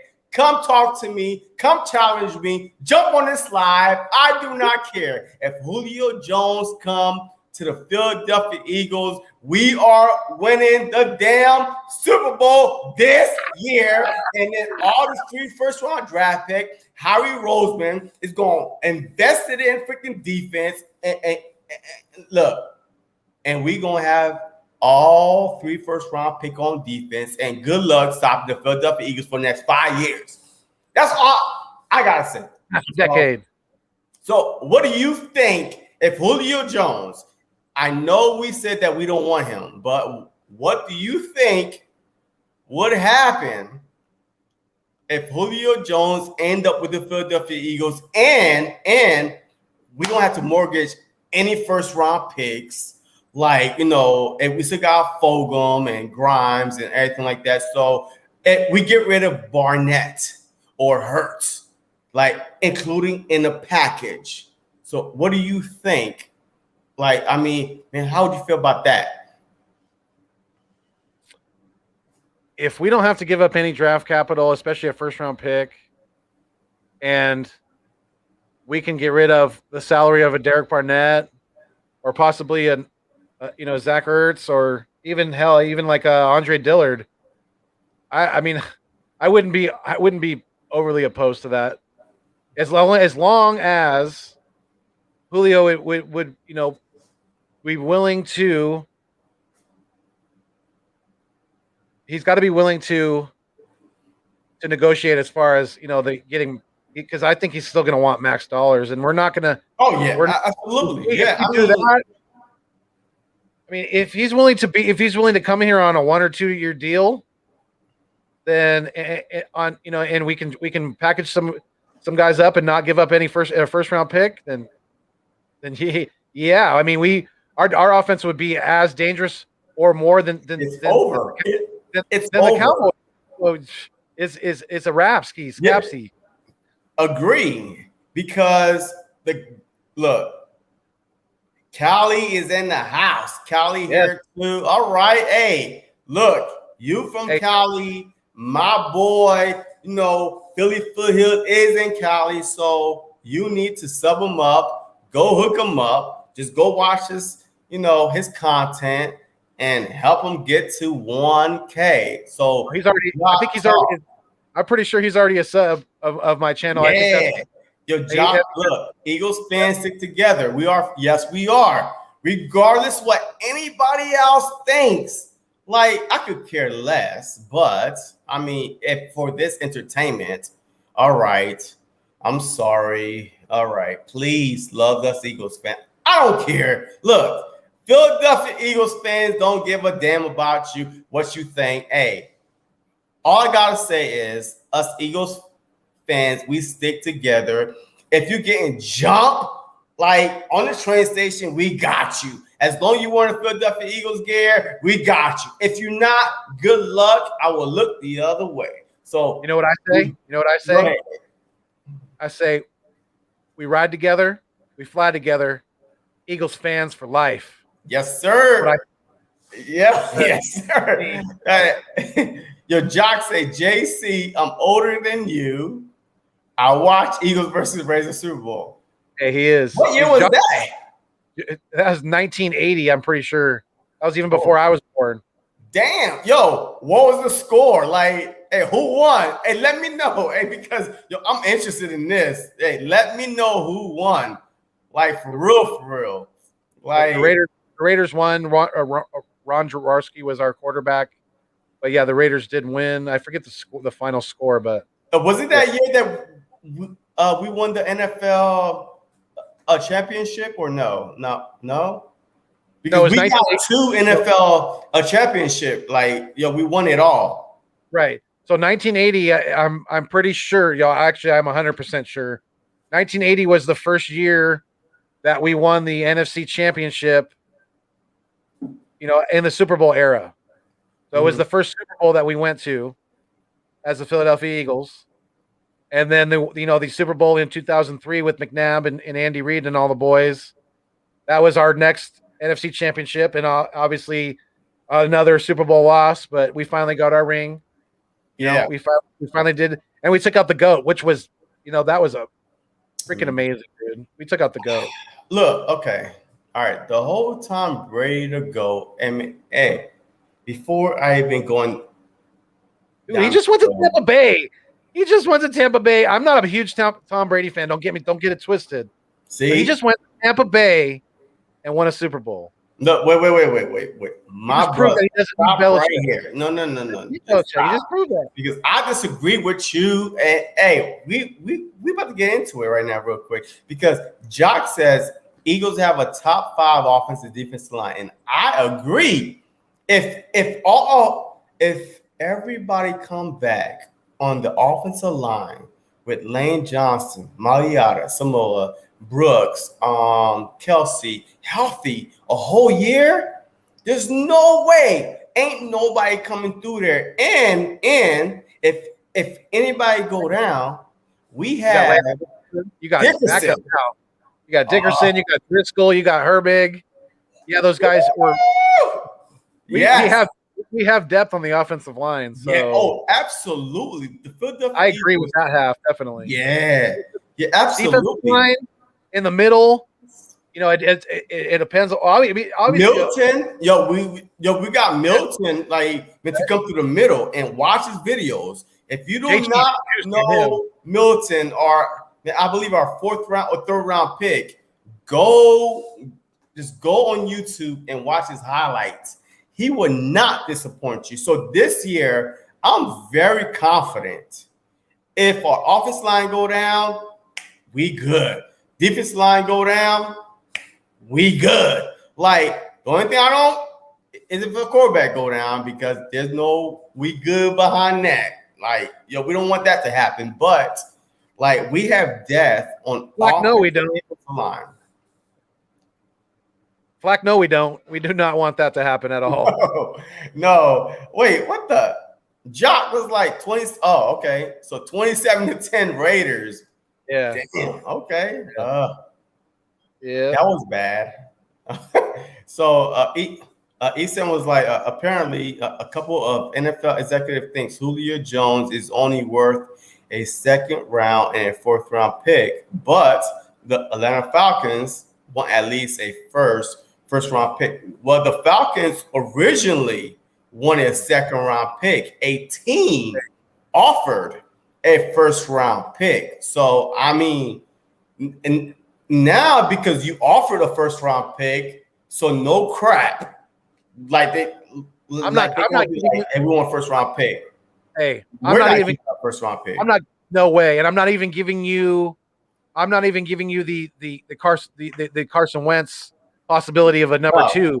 No, I'm not even giving you that. A number 2 or number 1. Hell no. No. Catch me in 2023 or something like that. Right. I give you a 1st round pick in 2023. Not for a 32. I don't care how good he is. Not for a 32-year-old receiver. Which would cost a lot of money. Like, so no. Miss me with that. And like you said earlier, would that be the best for young guys like Jalen Reagor, for Quez Watkins, for John Hightower? Would that be the best for them? He would take snaps away from those guys, from guys like Travis Fulgham. I mean, would that be for like Grimes, the boy that you're high on? Definitely. I mean, I don't think that would be the best for those young guys, and that's Absolutely what we not. Yeah, that's what we need to invest in. That's what we need to see what we have. Is even at like linebacker too. You know, with these younger guys at linebacker, we need to put these guys out on the field. Taylor, Devontae Taylor, exactly. Sean Bradley, like even freaking man, he got hurt, but he was our best run stuffer as a linebacker.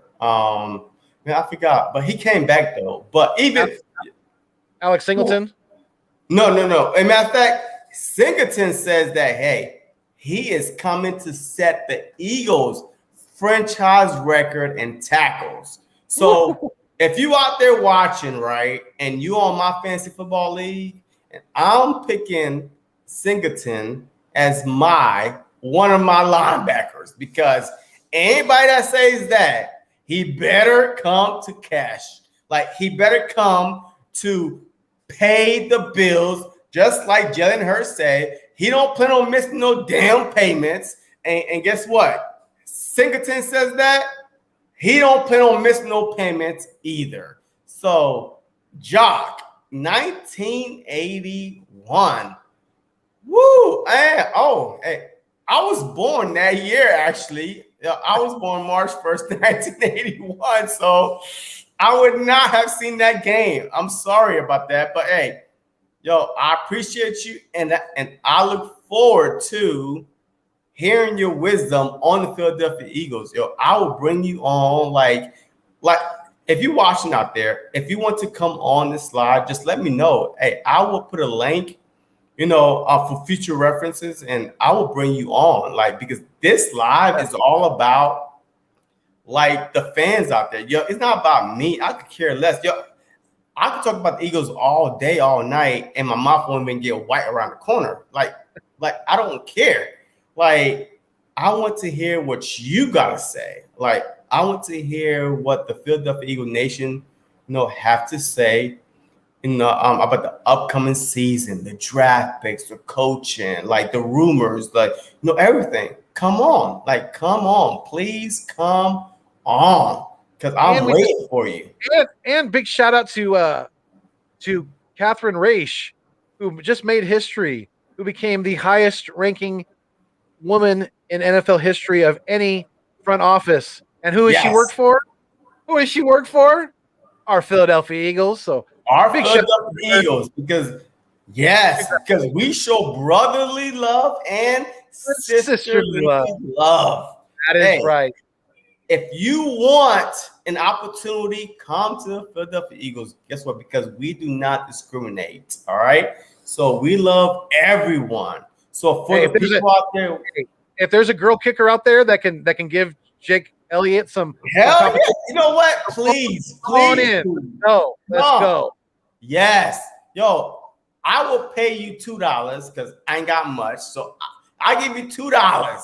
Go replace Jake Elliott or whatever his name is. I don't remember his name no more because the Super Bowl year, he was automatic, and now his troublematic.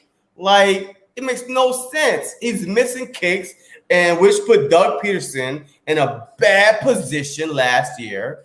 Was we gotta go for it instead of kicking the winning freaking points. So he went from Jake. He went from no shake Jake Elliott, like you said, his rookie year, that the year we won the Super Bowl. I mean, what did he bang, a 62, 63 yarder against the New York Giants? Yeah, the Giants. That game. I mean, that set the tone. Exactly. Yes, that made us. I believe if we lost that game, which the 2017 season was lined up perfect, because I know I keep saying I believe that's the reason why we won. I believe. Look, if we did not hit that kick the game was tied, and he hit a 62-yarder, and Carson Wentz was like, and yo, he was mic'd up. I wouldn't say it because I ain't got that type of money, but Carson Wentz was like, hey, if he hits this 60-yard, like the 62-yarder, I would give him my game check. Well, congratulations, you gave him your game check, and Jake Elliott, yo, he donated to his charity, whatever it was. But hey, I bet Carson right after he said that, he was like, oh shit. Not right after, but he got home, and his wife was like, babe, do you realize what you just said? He was like, no. You're on. And then she turned on the TV, rewind it, and say, this is what you said. You was caught on camera saying this. Well, thank you for a week worth of food. So right now we're about to go away. You know what I mean? So, but it was funny. It was hilarious. I love it. Fly Eagles fly. Yo, Jock was like, I want all 10 of our draft picks. I mean, look, 10 draft picks is a lot. Like, it makes no sense because once you start going to 6th, 7th round, I mean, you're not getting real talent. Like, you're just getting bodies, like training camp bodies, or practice squad bodies. Like, man, you're not getting real talent. Yes, Tom Brady was a 6th round draft pick or whatever he was. Yes, there are some talented players that come out, but 10th round draft pick, hey, just like we did this year, we had I believe 11 or 12th pick this year. We only did like 7 or 8. Like, we traded some away, we traded to move up. So I mean, yeah.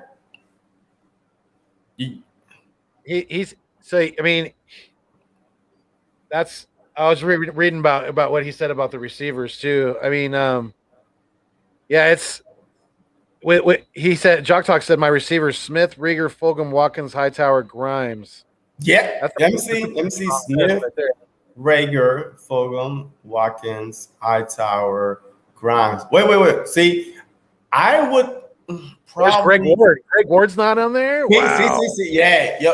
Look, I'm about to say that. So I'll probably flip Hightower for Ward. I mean, that's the only thing. Like, because I feel like that Greg Ward, him being a prior quarterback, he's clutch. I am interested to see more of Hightower, though. I think he has talent, and he can. I think with the coaching staff that we have now, like Sirianni and Steichen, who know what they're doing when it comes to the receivers, I think he's going to be able to, show us more of what he can do.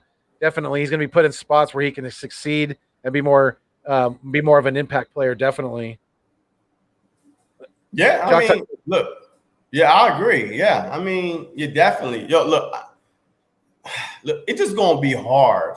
Somebody is going to get cut unless they strictly on special teams. Strictly, like, your job is to return kicks, which I put Boston Scott in. So, I mean, us Philadelphia Eagles fans, somewhere, somehow, are going to be like, what?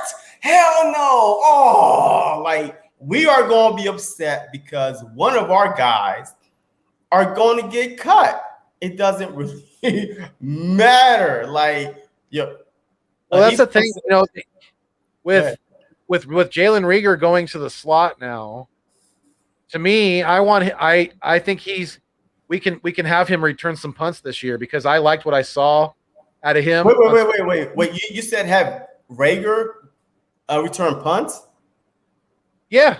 I mean, if he's your wide receiver, like, if he's in the slot, right? No, I understand what you're saying. I'm not saying return every single punt, but we could put him back there and give him some shots. He doesn't have to be the full-time punt returner, but I think I don't know if Boston Scott's going to make this team. To me, I have a really, really bad feeling that Boston Scott is going to end up on a division rival like the freaking no names or the Giants. Yeah, that's not good. Yeah, I mean, or he might just be on our practice squad. And look, remember, he had an opportunity to sign with another team. He said no. Like the year he took us to the playoffs. Like when Miles Sanders was hurt against Dallas and the Giants and stuff like that. He had an opportunity that year to go to another team. He said no. And he stayed with the Philadelphia Eagles. So maybe he might do the exact same thing, but who knows? Like maybe. I'm hoping he do, but we'll see. Look, I love the little guy. You know what I mean? I love the little guy. I was there on Monday Night Football in Philadelphia 2 years ago, pouring down rain when we started our run to get into the playoff when Carson Wentz literally had four game-winning drives of 4 weeks in a row. So I was there. So I've seen Boston Scott live in action. So he's really good. You know what I mean? It just unfortunately, Kenneth Gainwell, I have a man crush on. A Kerryon Johnson. I've seen him, he's a big body that we need. Miles Sanders and Jordan Howard. I mean, you can't get 4 running backs better than that. I feel like so. Right. Jordan Howard that was a weird thing last year. I mean, he was they said he was day to day for 8 weeks, 20 weeks. Half of the season. Right. It's weird, dude. Weird. Yo. Yeah, I mean, look, this year we have crowded rooms. I mean, we got crowded running back room, we got a crowded receiver room. We have depth. Exactly. Yeah. I mean, yeah. It's just right. It's time for the men. It's time for the men to step up, over the boys and try to for everybody to step their game up and really show us what they can do. Yeah, I mean, yeah, I agree. Look, I agree 100%. I'm so glad that Sirianni has been preaching competition to the fullest because there should be absolutely nobody that is comfortable on this team. When you get comfortable, you get complacent. When you get complacent, you play like shit. Yeah. So we need to have iron sharpens iron, like we've been saying, and that's just going to make us better. And I am just very, very happy to see it. Yeah, I agree. Look, I agree. So our Easton was like, hey, don't forget, they were saying the same about Randy Moss at his age in a previous off-field and on-field issues before Randy Moss came. Look. But hold on a second, though. Did Randy Moss win? Did he win a ring in New England? I don't think he did. He did not, but he did ball out. He did. He balled out that year. I mean, that was the year that Giants in 2007, the Giants being an 18-0 team. That was the year.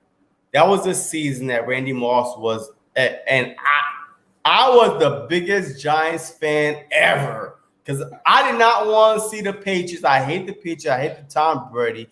I hate the fact that after they beat the Eagles in Super Bowl, all of a sudden that they got caught cheating. Which, if you didn't caught cheating in 2004, we would have been two-time Super Bowl champs. But you got caught cheating afterwards. But it is what it is. But Randy Moss, I mean, he balled out. But the thing, but the difference between the two is that I guarantee you, Belichick did not give Randy Moss the type of money that Julio is going to want. So that's the difference right there. Julio is going to want way too much money. Oh, yeah. I mean, yeah, absolutely. Yeah. I mean, right now, it's a bargain because I think he's scheduled to make like a 15 mil or 11 mil. I mean, in the next couple of days. So, I mean, compared to what the Dallas wide receiver is making, Amari Cooper, he's making 20 mil. So, I mean, it's a bargain, but I just don't want him on Philadelphia Eagles. If we are trying to go younger, let's go younger. Stop. Right. We are good enough to compete. I got it.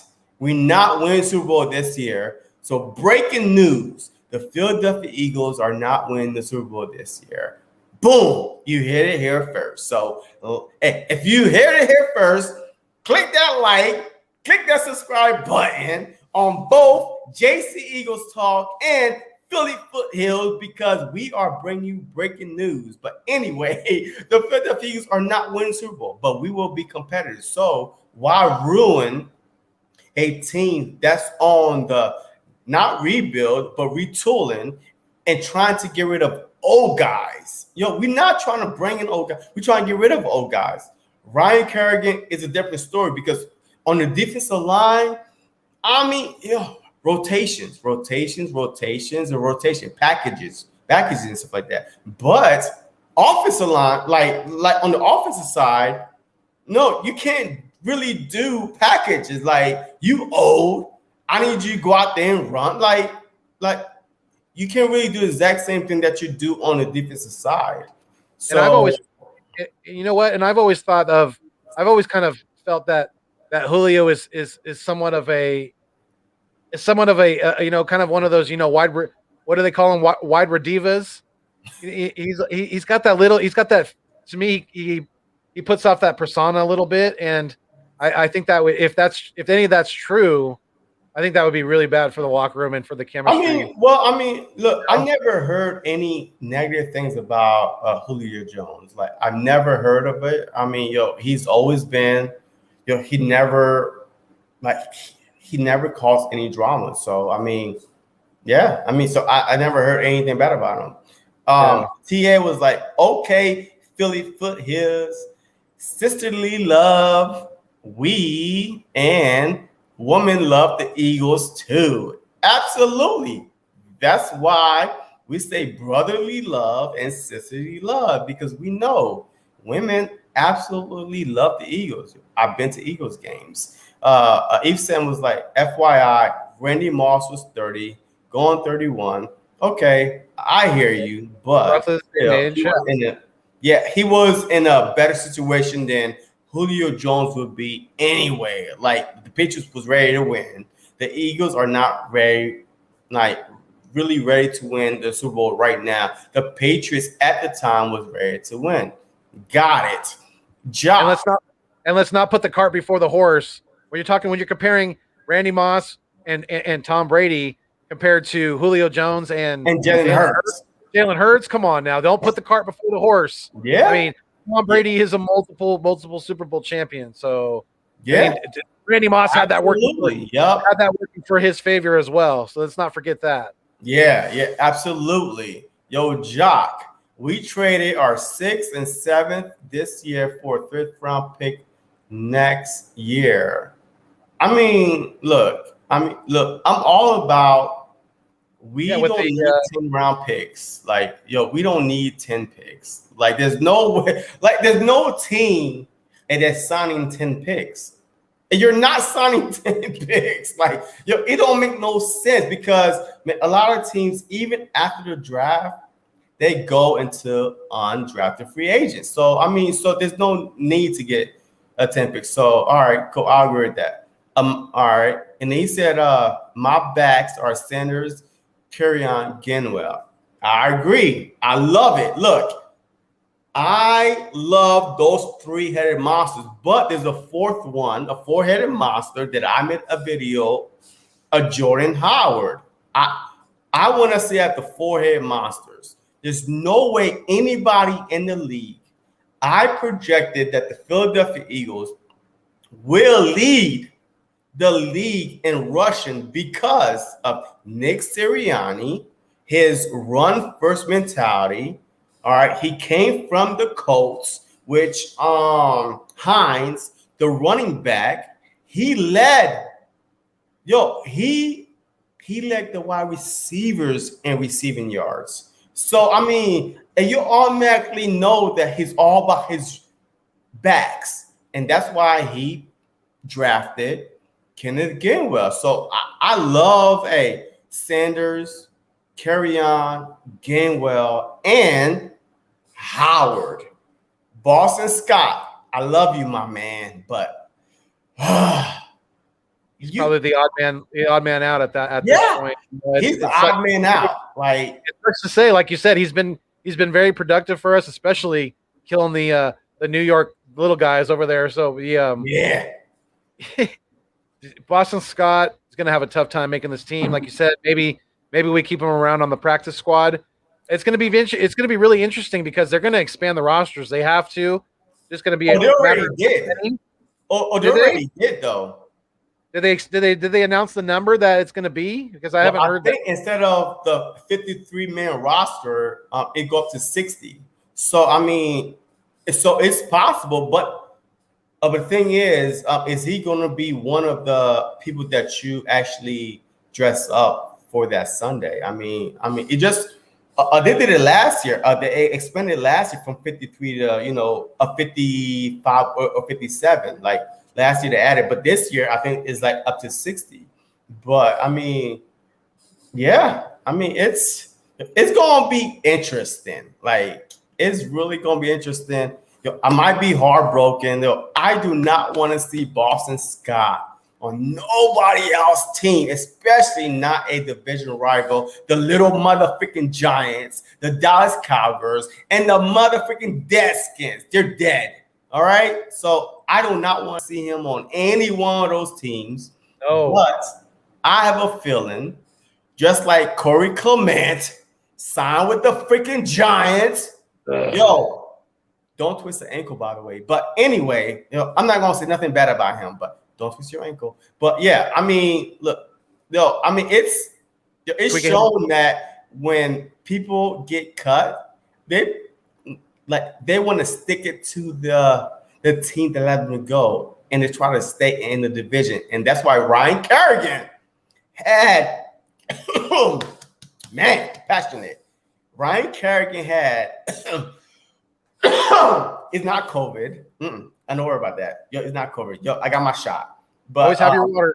Always have your water around. Yeah. Hey, look, I got my water right here, but it's running low. Yep. See. But Ryan Kerrigan literally had like interest in the Steelers and the Bengals. Yeah. But he wanted to stick it to the Washington motherfucking no names because he's coming for your ass. He is coming. Yo, I can't wait. As a matter of fact, fast forward the season, put us against Washington. Ryan Kerrigan will start. He will be a starting defensive end, or if we were 3-4, a linebacker. He's coming for that ass because he felt that he was disrespected. Yo, 95 sacks in 10 years. 95. All-time leader in Washington football team history. He freaking sacked Carson Wentz like 6 times. 100 times. Yo, this dude, last year, he had 5.5 sacks, 5.5 sacks. Right. 2.5 was against the Eagles. The Philadelphia Eagles gave up 2.5 sacks. Wait, there's 16 games. Fitz tragic. When he heard that news of Kerrigan signing with us, he swallowed a little hard. He was like, "Oh, absolutely, yeah." I mean, his Adam's apple like bulged out a little bit. Yeah, absolutely. But yeah, I mean, look, it is what it is. I can't wait. Bring them on. Boom, Jock. Nick preaching competition and Doug plays. Oh, yes. Facts. Because 100%. Prime examples: Alshon Jeffrey, Jason Peters, Deshaun Jackson. Just countless examples of them playing favorites to these older players who have they're blocking these younger guys from getting on the field. So they're not doing the team any service in the long run. Yeah, I mean, look, I definitely agree. Like I feel like.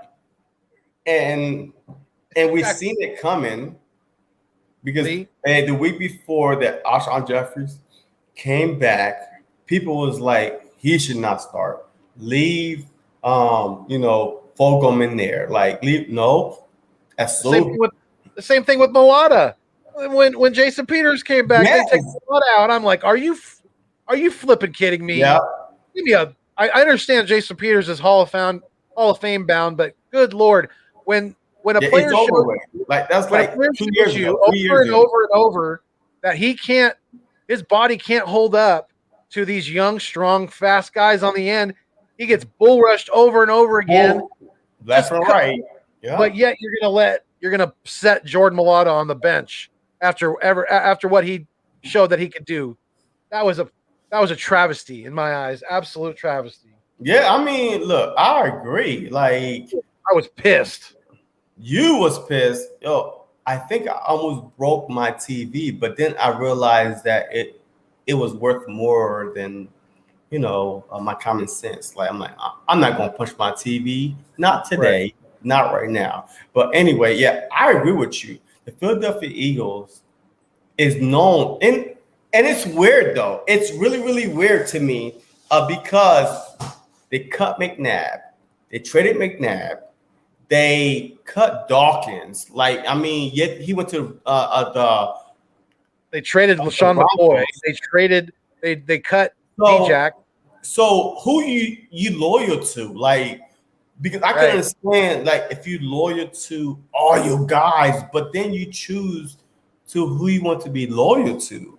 And an old behind offensive lineman is not one you should be loyal to. That's the worst time. Yo, if you could be loyal to any other position, your bodyguard, the guy that's protecting your blind side, you should not be loyal to him if he's old and slow. There's no way. He gave up against the Redskins the first game. Jason Peters, he gave up 2 sacks. He gave up 2 sacks. So he's old and slow, and they ate his lunch. Yep. They served it on a silver platter for him too. I mean, it just baffled me. I don't know what the coaching staff. It couldn't have been any clearer to me. I've never seen a more clear player favoritism than that, because it was very, and very paid him extra to move to that, to that freaking position, because he was like, oh, I'm not moving to that position until I get paid like one. What the hell? You know what? Yo, I would have cut your ass right then and there and swallow that $5 million I paid you and say goodbye. There's no way I would have paid him extra. Man, there's no way. Yo, This is funny right here. I want Jason Peters to retire just to make sure he doesn't come back. Listen, Jason Peters says he got more time. He has some life in him still. The Eagles said, no, boo-boo, not this time. He is a free agent on the market, and trust me, the Philadelphia Eagles is not signing Jason Peters anytime soon. I promise you, they're not signing him. The only thing they should be even considering signing him to is it like a coaching an apprentice to possibly take over for Jeff Stoutland in a couple years. That's the only thing that they should be signing him to. I think if Jason Peters wants to, I think he could probably make a pretty good offensive line coach. Oh yeah, I mean, look. I feel like he'll have everybody's respect. He's been in the trenches. He's been through hell and high water. So he's been through the wars. He knows he's shed the blood, sweat, and the tears. Yeah, so I agree. I feel like that. He's like, because he wasn't part of the Super Bowl winning team. I feel like that he wants to be part of a winning, like a Super Bowl, because he feel like that he was cheated, because right, you know what I mean? So he's just like, oh my God, just like Carson Wentz.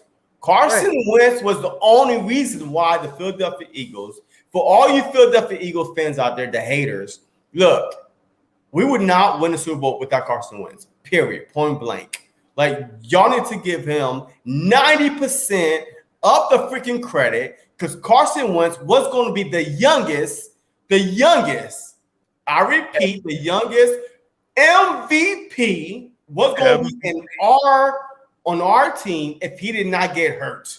All right. Tom Brady won the MVP by default that year. So y'all need to give the man his flowers, give him respect. All right. And buy his jersey. God damn it. Yes, because if it wasn't for him, Eagles would not have a Super Bowl ring right now because Nick Foles stunk it up in the first, matter of fact, we had a first round bye.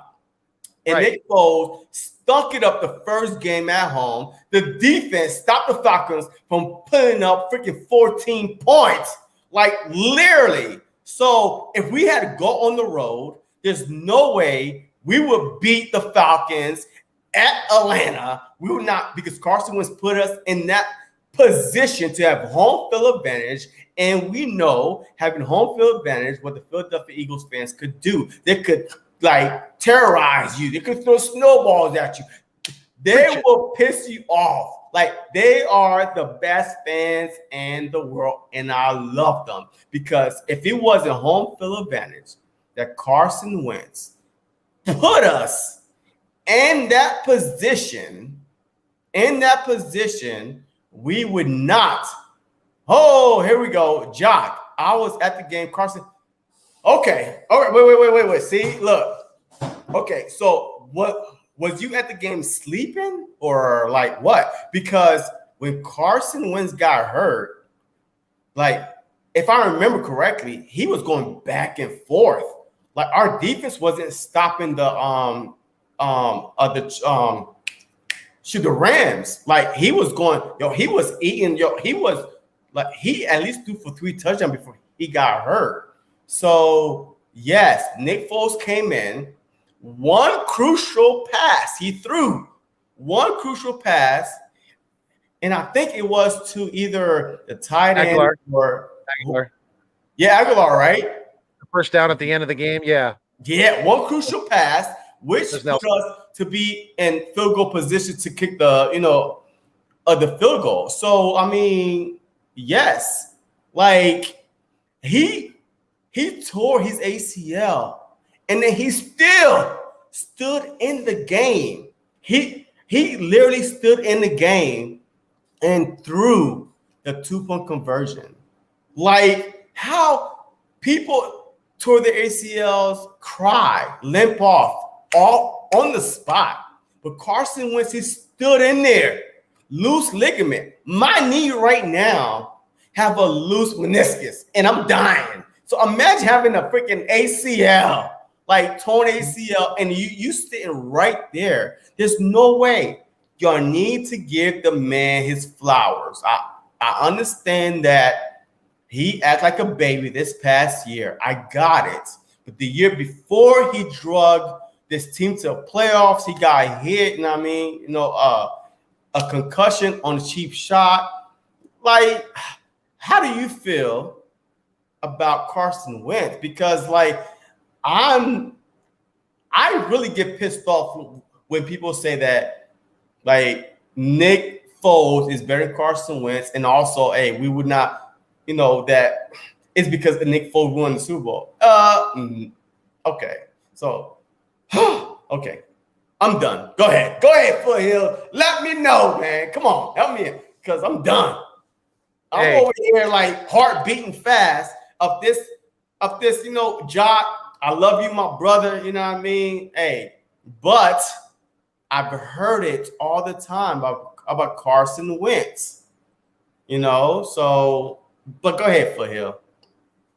I think we're going to find out a lot this next year about Carson Wentz, about not only what he can do out on the field, but about his mental, about the mental fortitude that he has. How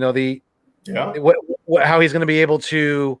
So, like Rocky Balboa says, how hard he can get hit, and it's not how hard you can get up, hard you can get hit and keep moving forward. Yep. And number 2 from the Colts, he has to do that now. And he has to prove a lot of his haters wrong. And I think they did him a big by telling him to bulk up and to be more of a pocket passer. Oh, yeah. That was a Horrible. bad. The worst advice, because you saw the play calling when Right. Carson Wentz was not in, when Jalen Hurts was in, you saw the play calling was so fancy. It was like bootleg there, run there, do this, do this. Like when Carson Wentz was in the pocket, it was like, I'm getting hit. Like exactly. And when you have a player out on the field, I don't care what position they play. When you're out there and you have him, you tell him that, right? You say, okay, go bulk up. You're gonna be more in the pocket. That's in the back of his head. You're telling him that you're worried about him getting hurt. Yeah, you're super worried about him getting hurt, and now you're wanting him to. You're trying to totally, completely change his game, totally go away from what made him so successful in that damn near MVP year, like you said, in 17, 18. You're going completely away in the other direction of the successful route that he had. And I think he is probably now in the best position to resurrect his career with Frank Wright. I think Frank can get the best out of Carson Wentz. I think he showed that. And thank God that the Eagle front office didn't fire Frank, because I think there's no way we win a Super Bowl without his contribution to this team. And I mean, I get it. Doug Peterson, he did a lot, but we also have to remember too, like you mentioned earlier, he didn't work his way up in the NFL as a coach. Yeah, he was a quarterback, and that's how he has a lot of his the Eagles. Right. Donovan McNabb backup. Right. He was a backup to Brett Favre in Green Bay.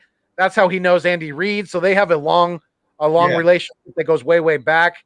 But what I was trying to get at is Doug was in my opinion, he was, for the most part, he was handed a lot of his coaching statue by Andy Reid, because Andy brought him from high school, being a high school football coach, to right into the Chiefs organization, and made him a coach right away. And the fact that Sirianni and some of these guys that we have now on the staff have just worked their ass off to get where they are, it just proves to me that they're very hungry, and they're very dedicated, and they're very smart, and they know what they're doing. And there's a plan of attack, and it's going to be dope. We'll just wait and watch. I mean, look, I agree with everything that you said. Like, even the year that the Eagles won the Super Bowl, did you know that the head office had talked to Jim Schwartz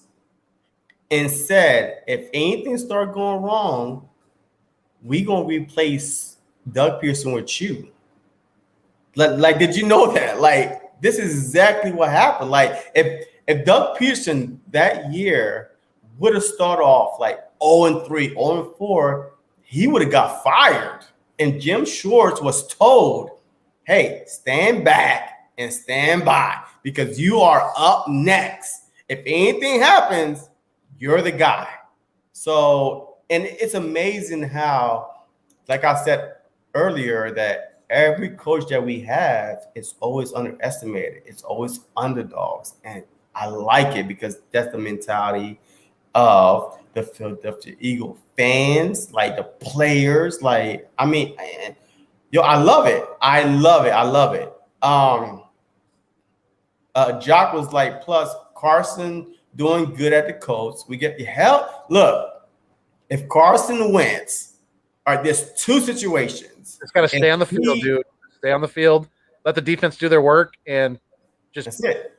That's it. Right? That's it. So if he plays 70% and bring the Colts to a playoff, we go first round pick, or he plays 75%, and regardless if he make the playoffs or not, we get a first round pick. So we just need him to stay healthy. Come on, Carson, help the brother out.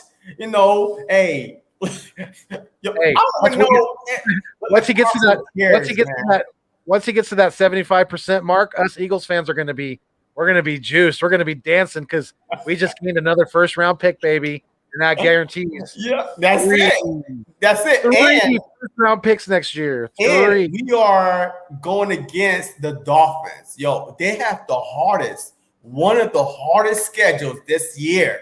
We need them to suck, to stink it up, so we can get a top 10 draft pick and get a nice defensive back. But it is what it is. Hey, once again, please let Tua just flop on his ass this year, and the Dolphins go like 2-2. Look, my boss is a Dolphins fan, right? My boss is a Dolphins fan, and I was like, hey man, this upcoming season, because we always talk about the Dolphins, Eagles, this and that. I'm like, hey, this upcoming season, I will be cheering against. So don't even come talk to me. Boss man, win. I don't care. You're like, hey, boss man, the worst of luck. Period. Are the Dolphins making the playoffs this year? Yeah, well, oh man, you know what? Yo, it's tough. All right, it's tough. But hey, we're gonna stick with the Eagles. The Bills win. The Bills win in that division, bro. The Bills win in that division. The Colts win the division. No, I think the Bills will win the AFC East. Yeah, but the Colts have the Jags. They don't have the Bills in their division. No. They got the Jags, the Texans. They don't have much competition. Right. Because we were talking about. That's why I said the Bills. Yeah, so I mean, it is what it is. But your job was like send Hurts to the Colts. I agree. Look, I put Hurts and Wentz together. I am a big Wentz fan. I got his jersey, so I don't want to see him fail in any type of way. So I agree with that one. He was like, yeah, I hear you too. All right. Foles called the Philly special, not Doug. Exactly. Look, I mean, you still need permission, regardless. You still need permission, right? So I mean, you can say, hey, do you want to run? Like, if you actually watch it, he was like, do you want to run the Philly special? Doug could have said, no. He said, sure, why not? So, I mean, hey, look, I give both of them credit, but the most credit I give to is probably that tight end that threw the pass. What's his name? God. Trey Burton. I give him the most credit because we saw similar kind of play earlier in the game, and Tom Brady was like Butterfingers. He couldn't even catch it. So, Trey Burton delivered that pass on the money. I don't know who. I don't remember exactly who hit Tom on that play, but Jenkins. No. Speaking of, it's on that play because on that drive that you're talking about when the Patriots the receiver I think Edelman, I think he overthrew Tom Brady on the sideline. Well, I mean, what overthrew is what? Because it hit his hand. So I mean, what's overthrown? It was like he didn't. To me, he didn't overthrow him. That a lot of people said that, but he didn't, like you said, because on that drive, Tom Brady took a shot on that play where Jenkins knocked out Cooks. Tom Brady took a shot in his sternum. So when he went to go reach up for that pass, he felt that, and that's what Josh says that Cox hit Brady. Yes, Cox hit Brady on that pass when he threw that pass to Brandon Cooks when he got knocked out by Malcolm Jenkins. Cox hit Brady right in the sternum, and I think that had an effect on Tom being able to reach up fully and being, because he should have caught that. He should have. Can't catch. He should have.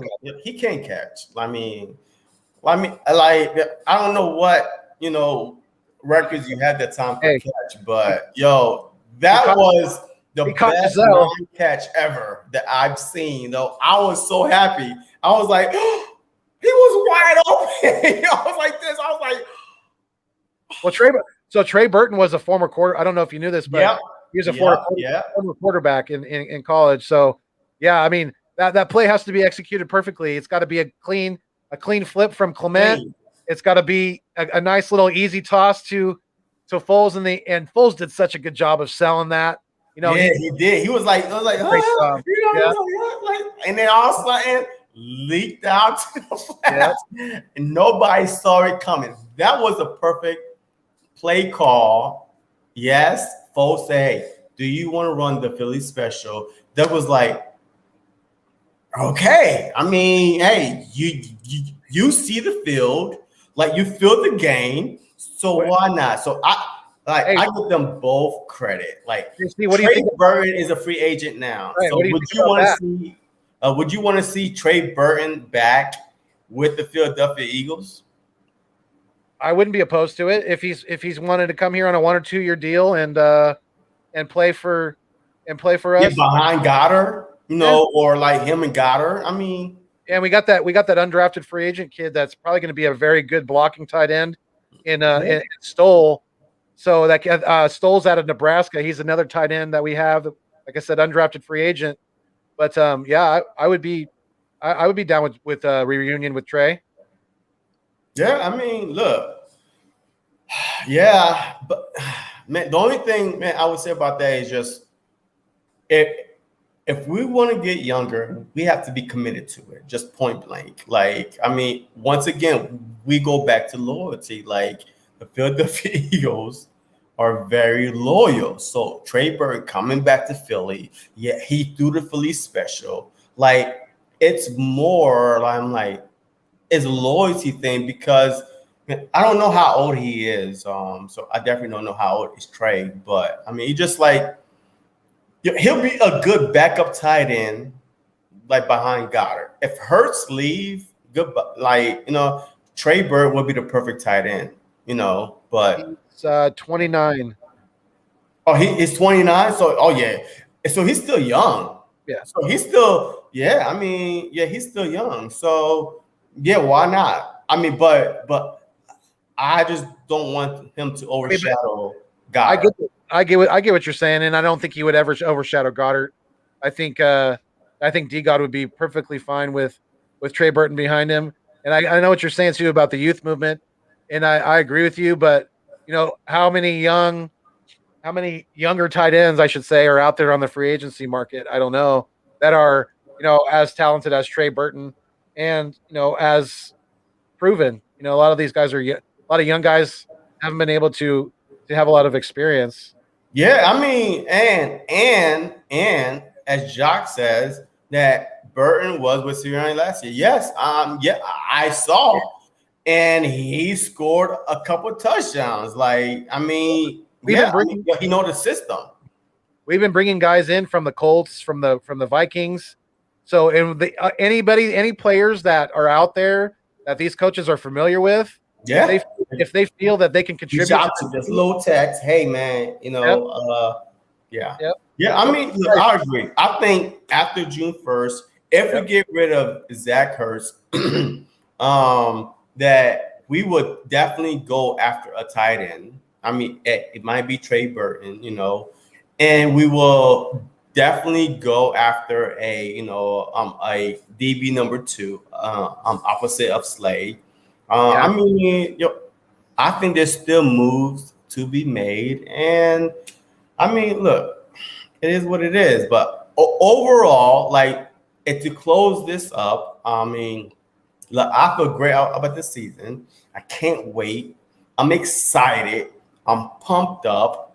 My prediction, I have videos talking about my prediction. So if you don't see it, just go watch it. I feel really good. Like, every game, I tell you why I picked the team, to win or lose. I mean, I'm a realistic fan, but I also see potential that a lot of Eagles fans don't, which is okay. Like, some Eagles fans got us winning 4 games, 5 games. Okay. I'm not mad at you at all. It is what it is. You got your own opinion, and everybody's opinion matters. Like, so just bring it on. So, all right, in lot of closing, those- so what do you feel like your last, in closing, like just tell me your bold Eagles prediction for the upcoming season. And I will have you back on here, throughout the season, either live, doing the game. We both could be watching the game together in different screens. It doesn't matter because you my guy out west, holding it down, for the Philadelphia Eagles. And I appreciate you. And I wanted you to, just have this little floor right here, and we're going to just cut it out. Hey, I think I have a feeling that we're winning the division this year. We're going to the playoffs, and we're going to surprise a lot of people. So you doubters out there, keep doubting us, and we're gonna pleasantly prove you wrong. So I look forward to it, and I look forward to a lot of you haters out there eating that big plate of crow when we get that when we get that victories going. So yeah, Love it. Yes. I very much appreciate you bringing me on your channel today, and this was a blast, dude. It was fun. Didn't know we were gonna go this long, definitely, but I definitely did not know we was gonna go 2 hours and 31 minutes. But hey, like I said, when you talk about the Eagles, time flies.